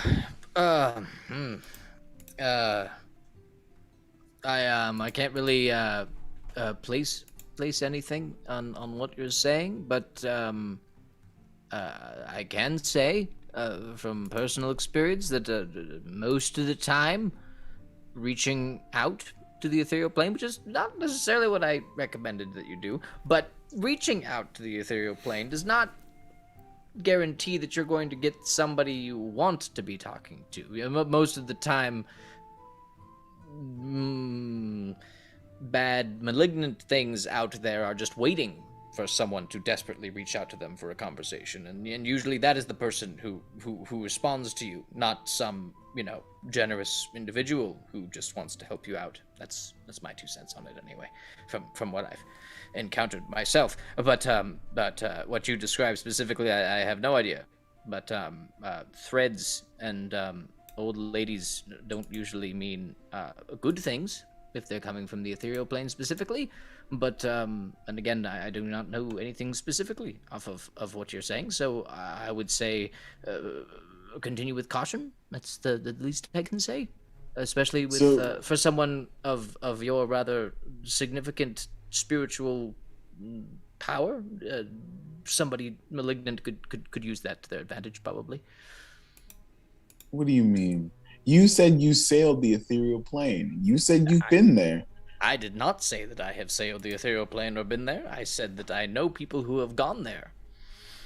And they have come back fine. Yes. Depends on if you think Skamos is of sound mind or not. But yes, he's been there and back. But yes. I am familiar with your Skamos, but did he get what he wanted? Oh, no, Skamos never gets what he wanted. He jumped into the... His choices have led them to get what fate decides to throw at him, and he kind of just flows with it that way. But he, I'm quite certain, does not ever get what that which he desires. Never. Well, there's always a chance. I need you to take me there. You're barking up the wrong tree, James. Mudpat, where are you? In the tree. Guys. Oh wait, there's like one dead tree back here. You don't understand the urgency that I need to get answers. Well, I myself do not know how to enter the ethereal the ethereal plane, James. All I can say is that the ethereal plane tends to find you, and that you should approach with caution, especially in this rather significant state of needing answers that you are. I'm afraid you will accept any answer, no matter who it's from. You're exactly right. I will accept any answer, no matter who it's from. What I need to do is find an answer so I can do what I need to do. But if you get the answer from anyone who's willing to answer, how do you know that it is the correct answer? Because the fastest answer is always the correct answer. Look, I'm not like you. I understand that, and you may be cautious, but I feel as though I can do it. What are you seeking specifically? Okay, I started taking off my armor. I started taking off my armor. All right. And I reveal myself as an Aasimar. And Mudpack can see too. That's what you look like. I was well aware that you were a celestial, but I did not know exactly what that form looked like. Do you show the scars, I assume? Yep, I show everything. All right, so you see James's now kind of glowing skin. You see these really nasty scars that run across his shoulder blades and down. Have you lost your wings? More than that. The thing is, I was sent here to do something. And like you, I had a purpose. I had someone to serve. I did everything I could. Everything they asked of me. And look where I am now. I came to Earth. I fell in love. And the one time I did something for myself, this is where I'm at now. And that person that didn't deserve any of this, didn't deserve to be dragged to God knows where, is someone who needs me. And I can't go any longer without thinking that they're just waiting for me to come and get her. At this, you both feel and hear a larger rumble near you. If this one feels like it's kind of centered around where you are. Nothing beyond that, but... Mates, I'd be a bit cautious. Yes, I can feel it. Now might not be the time for philosophical discussions, or if it is, best be on your toes. Alright, I put on my armor, and can I tell where the tremor came from? Beneath you. I take my javelin and stab the ground. Okay. Right here, it's firm. So it just goes in a couple inches. Does anybody know what we're here to do? Who we're here to find? Well, it might be best tonight, gents, if we head inside. We should probably head back more to the city center. But from what I can gather, Lebec is here to study the tremors. But I think it is quite self-evident now from this and our deceased individual this morning that these tremors are being caused by some creature of some sort that we do not necessarily know of specifically, but I am assuming that is what we are searching for. And well, it's got something like this on it. Mudpack says, half hanging out of the tree. What the? He's just gonna toss. He's just gonna toss the like tentacle to Julian. It lands with a very meaty thump on the ground. I met a local. He gave me some information about this thing. It attacked him, and he was quite cagey about giving me any real information about it, but he let me take this. Where's the rest of the local? Oh, he's fine. He's fine. Don't worry about him. He can take care of himself. Did he lose a tentacle? No, he let me have the tentacle from He the gave me creature. his tentacle. Oh, okay. He took it from the creature, and I asked if I could take it back to show you and the rest of the party, as if to think, that might be a good idea. Examine this Parody. meaty tentacle. Yeah, it is meaty, and it is tentacly. With gnarly teeth. And it's got teeth running along one side Big of nasty it. teeth. You can make a nature check if you like. Sure. You can try if you like. Well, with a 4, Julian will look at it and be like, It's gross. That looks like a lot of nasty and painful. How was the local? Did he seem of sound mind and physical form? He seemed a fairly sound physical form. He had a bandage and some recent wounds on his arm, but as I say, he seems perfectly capable of taking care of himself. Well, all right then.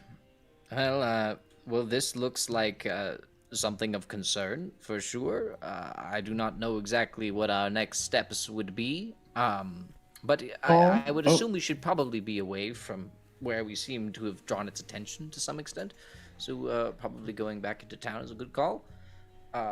James, we can talk more about the endeavor that you are pursuing. Yeah, but Paul, can I? And is it possible to use detect poison and disease on this, even though it's not a creature, just to see if this is a poisonous creature? Let me take a look. Or is it? Detect poison and disease. Yeah, I mean, if this would definitely count in terms of a use of this spell. You want to use a spell slot to do that? Oh, now that you put it that way. We're about to go to bed anyway. Yeah, I just want to confirm that you want to do it before I tell you what it is. And when he does that, Julian's also just going to do a divine sense just to gauge if he can get a type.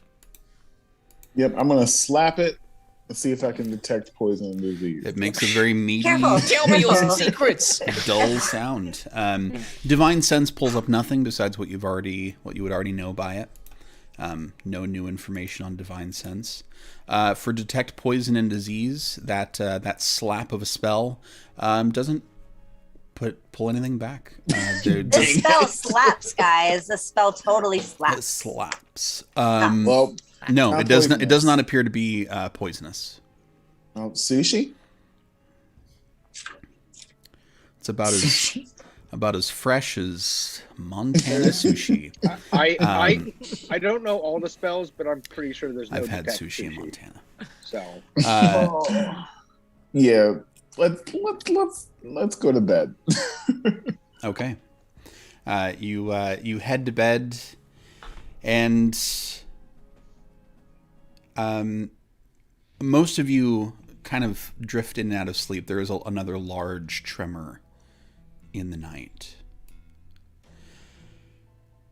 As the sun rises,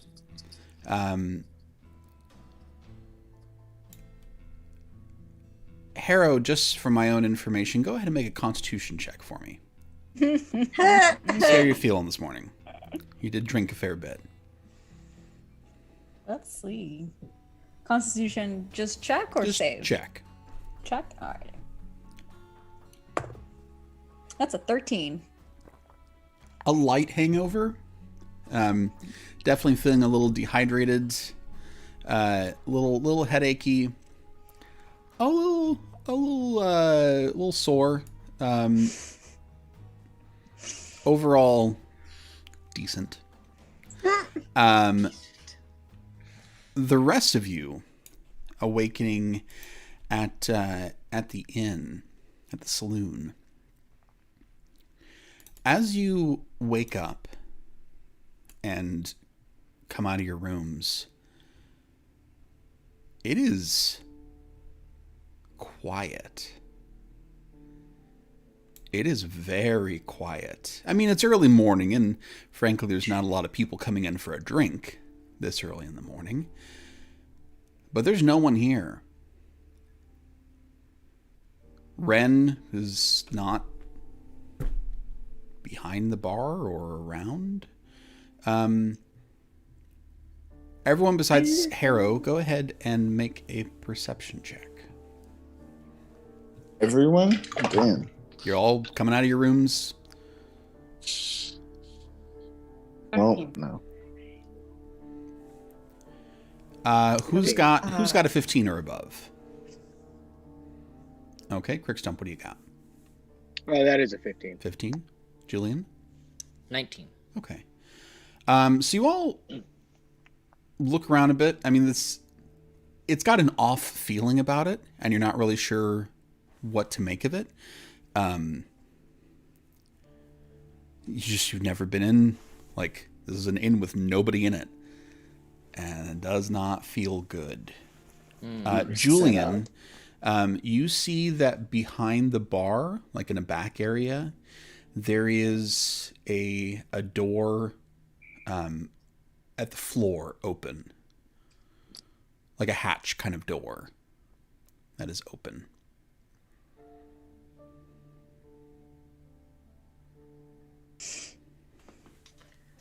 He's gonna give it a divine sense snifferoo. Okay.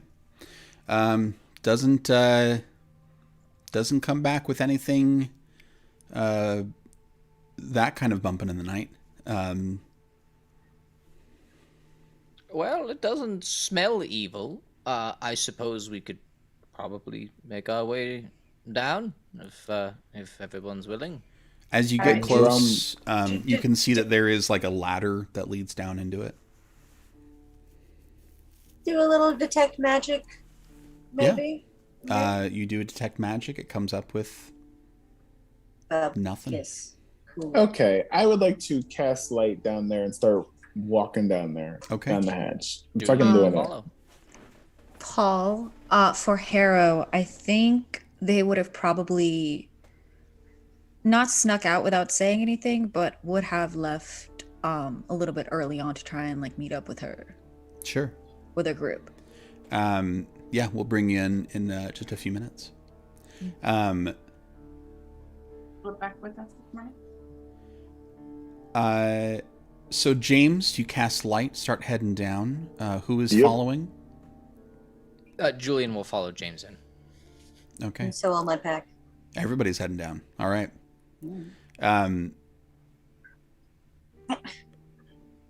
So Harrow, as you come into the inn, you catch sight of Emiliana beginning to like disappear behind the bar.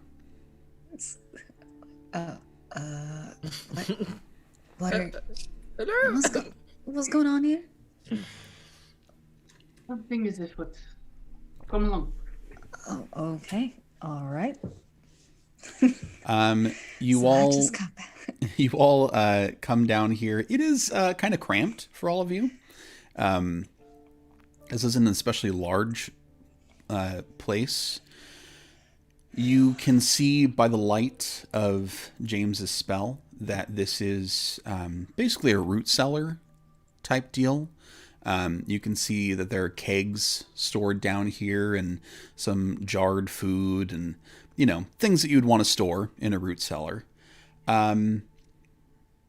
Everyone down here, go ahead and make another perception check. Does my light spell help? I mean, it helps you not be at disadvantage. Okay. So yes.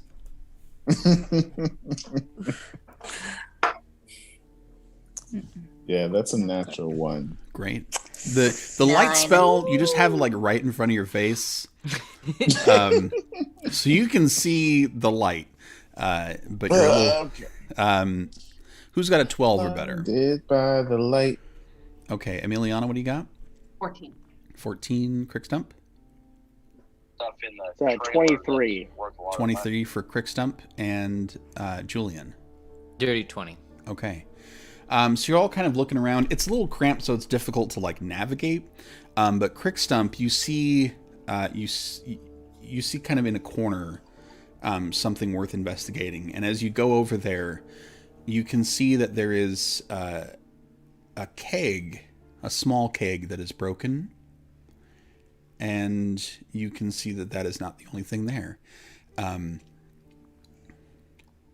Some of the wall and floor on this side has crumbled. You know, this is just dirt walls, like a root cellar, with some support beams.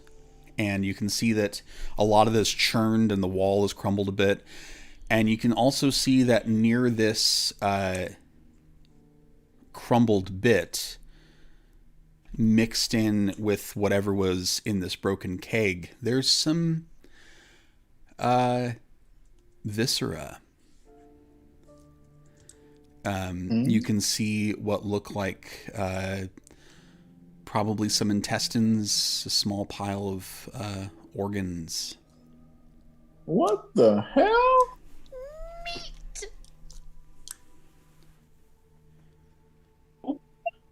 I'm sorry. What, Paul? What- Could you say what, that again? Crickstump, what? And Crickstump, you are muted. Yeah. So Crickstump gets everyone's attention and kind of points out this unfortunate pile. Is there any kind of other entrance to this? There is the only way down for people is just that ladder. In the vicinity of this viscera, Julian wants to see if this ground is churned. It is extremely. That and the wall near it as well. Mudpack wants to take a look also and see if there's any kind of indication that it could have been caused by the wounds, could have been caused by the same thing, but if there's like nothing there, then yeah. I mean, if you want to investigate, you can investigate the pile. You could also kind of investigate the surrounding like crumbled area. Yeah, sure. For tracks. I'm gonna look for tracks. God damn it, Christ. Julian was going to move to this wall to see if it's loose loose earth in some form. Yeah, pretty much everything around the pile is loose. It has been broken up and churned. So, like, can he, like, dig at the wall or something like that? You can. It falls away, or? If you'd like to make an investigation check, go for it. He will. And Mudpack, you can do so as well. Upon seeing all the viscera, Harrow is going to cast Mage Armor on themselves. Fair. Yep. 16 for investigation. Okay, and Mudpack? 8. All right.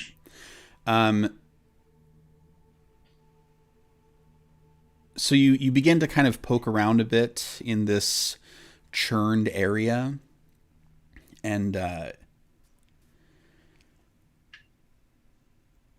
Julian, you find a spot where you can like reach all the way in to this wall, and just like all the way in, and what was once like solid earth, you just are able to keep going and going into it until you feel something firm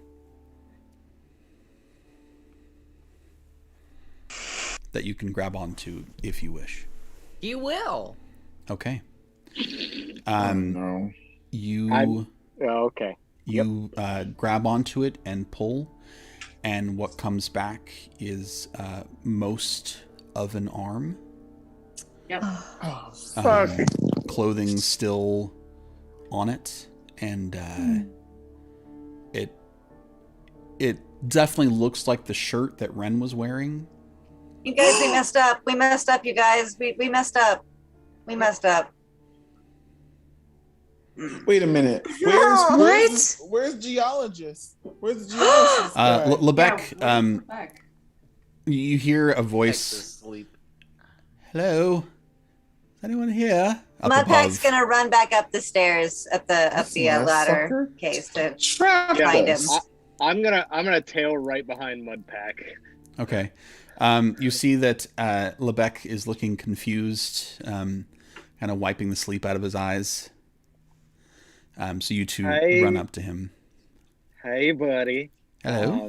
Good morning. Have you seen anyone?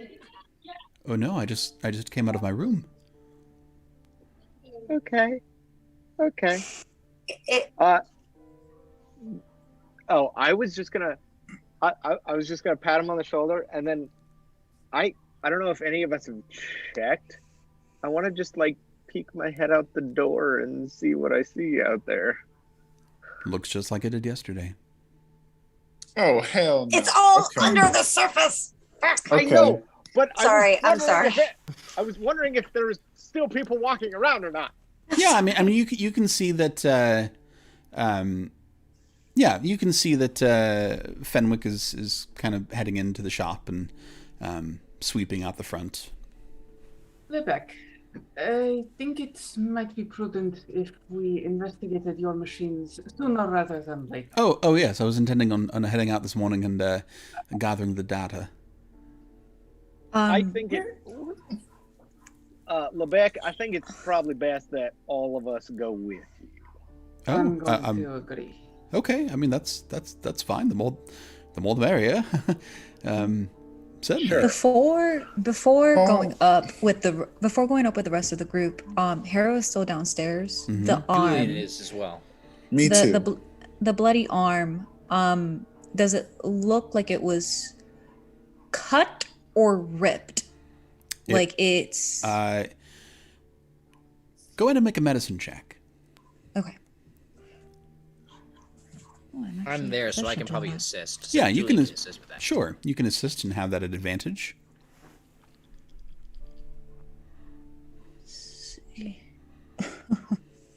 That is an 18. Thank you for the advantage because one of those was a 1. Okay.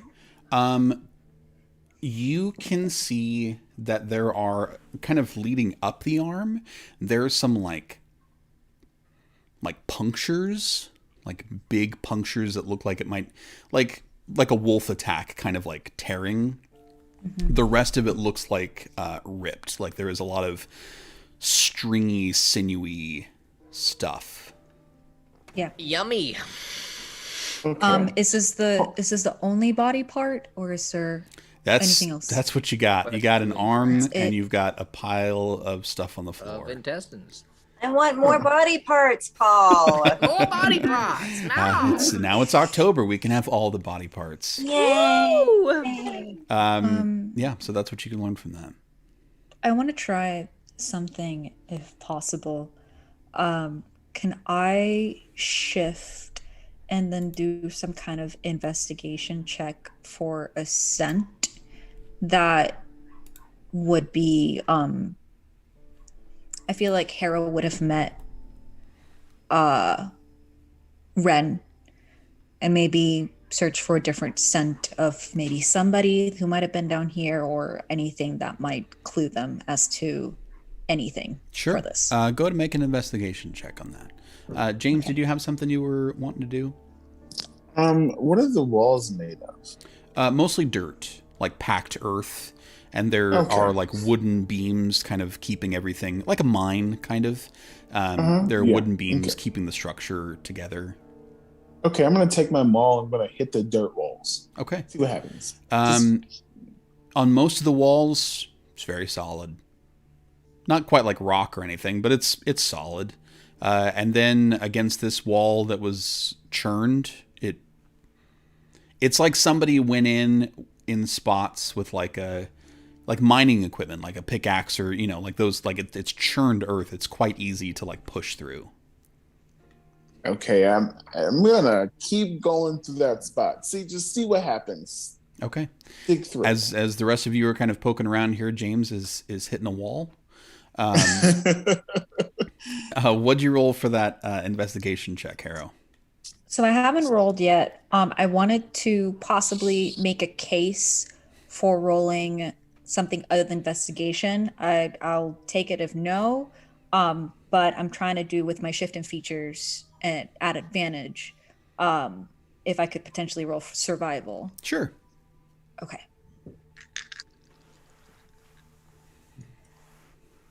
Ooh, they're both 17s, so nice.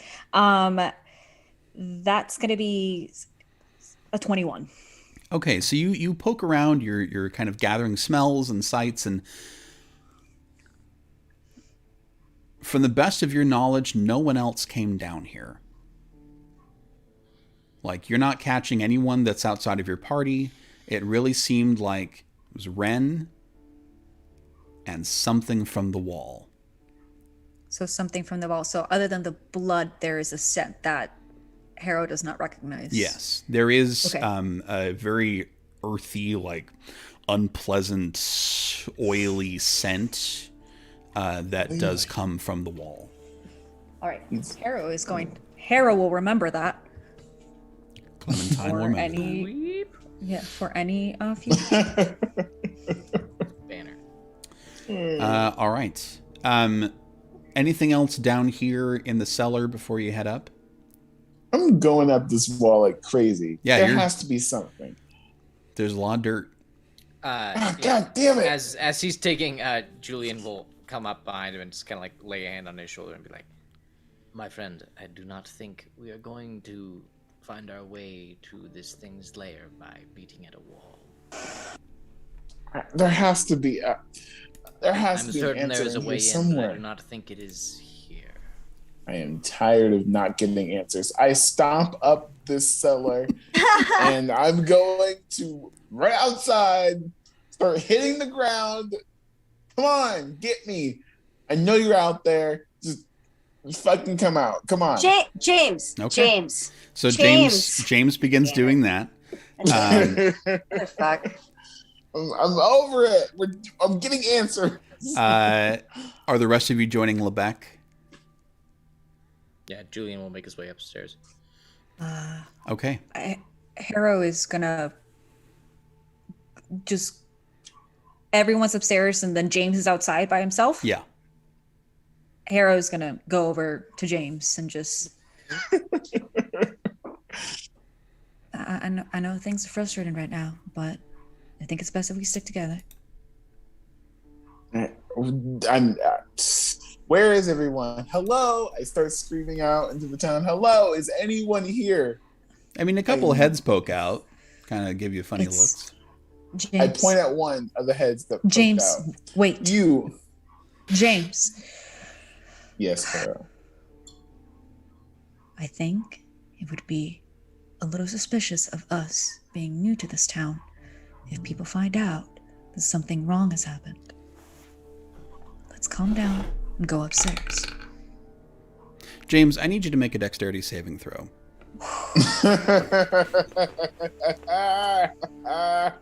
You wanted answers? You're about to get captured. Let's go. +0. Should be fun. Should be fun. Should be fun. 12. That's Okay. 12. Harrow, as you are saying these calming words, a thick tentacle bursts out of the ground and clamps onto James's shoulder and just slams him into the ground. A gift for you. A gift for you. I knew it would work. I told you. I told you all. Real I quick, told you You all. didn't tell any. You just whatever. The moment that happens is the scent familiar to me? It is. Yeah, absolutely it is. Yeah, okay, great. Oh, fuck this. Can I grab this tentacle and I'm going to heave it out of the ground because I'm tired of this. I grab it and grab my shoulder, right? So I'm just pulling it out of the ground. Harrow, help me pull this tentacle. Go ahead and make an opposed strength check.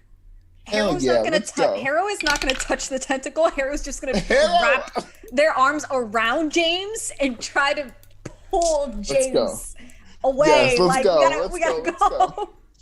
18 + 3, baby. That's a 21. Let's go. Let's go. Come Okay, on. you are able to force the tentacle off of you, and as it detaches, it back into the ground. Oh.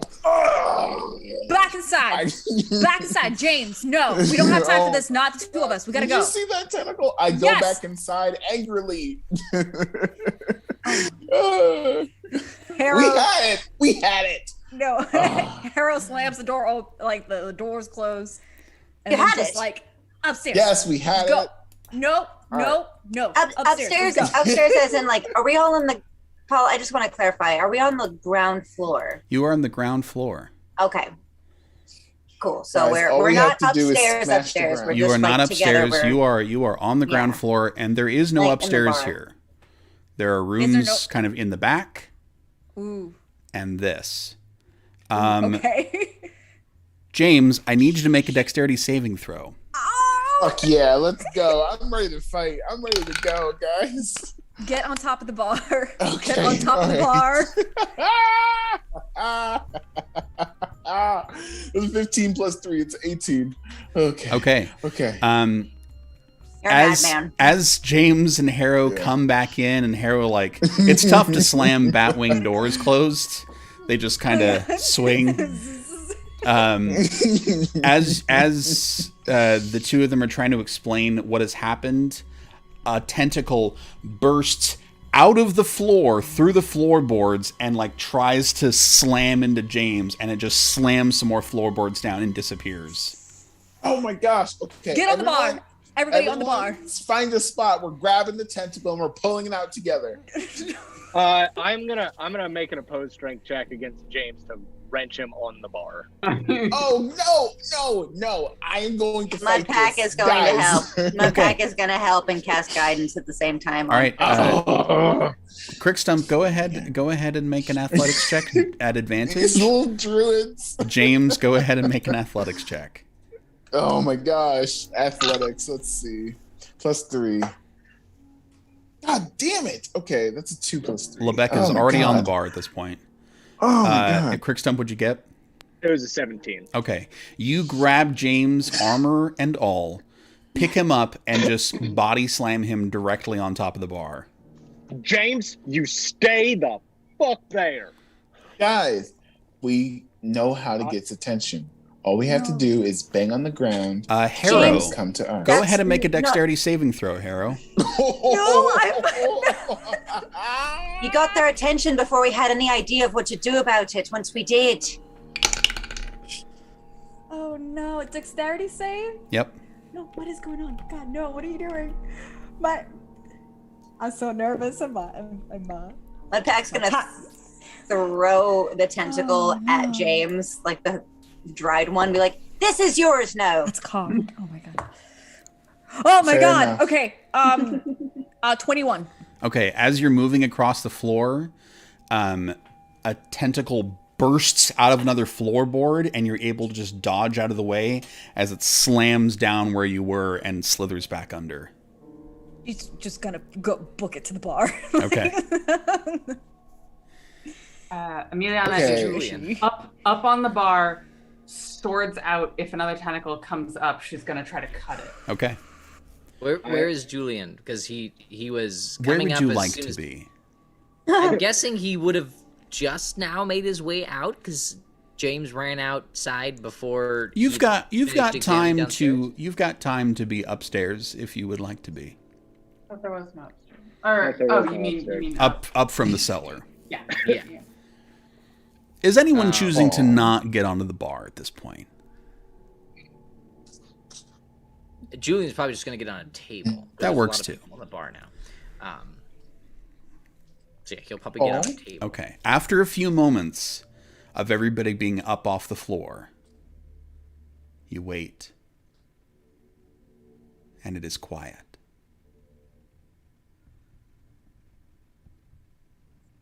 I want to turn back to James. Be like, if you ever put our party in danger like that again, I'm going to make you leave and you will never come back to us. All right? I did not put the party in danger.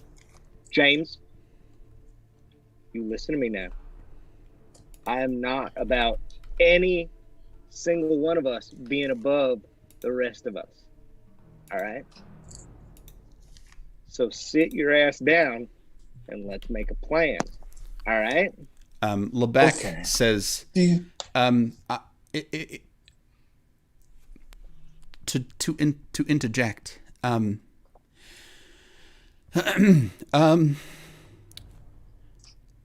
I think we need to get to my instruments. And before you say that's frivolous, if there are, well, there are things, obviously. Oh my God. There are things, and the instruments might be able to tell us where or how many. But I need to get to them first. Without breaking Like a eye reasonable contact. plan. Yeah, without breaking eye contact of James, I say, that sounds like a great plan, Lebec. Let's get on it. How do we do that? Gonna jump We move down onto. carefully. I'm gonna jump down gingerly onto the ground. Okay. All right. You very carefully get onto the ground.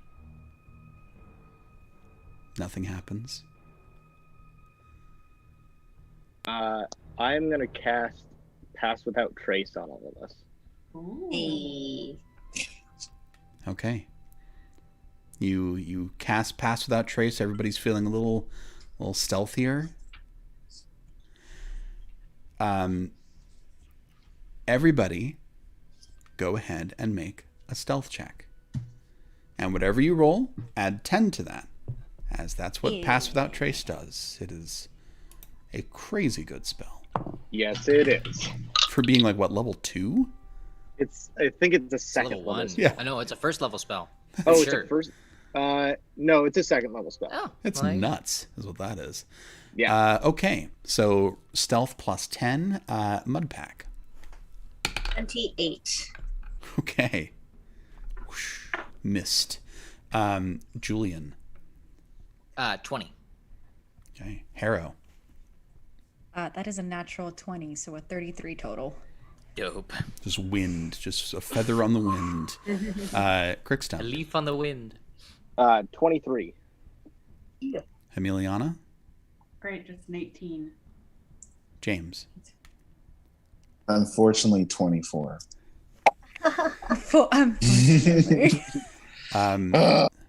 James just wants to fight some Crazy tentacles. mother. You all quietly and carefully make your way out of the bar and get to the front area of the bar, and you can see just a little shiny glint of where the first instrument is, and you can see a whole lot of bare, empty ground between you and that first point, with nothing protecting you. And that is where we'll end tonight's session.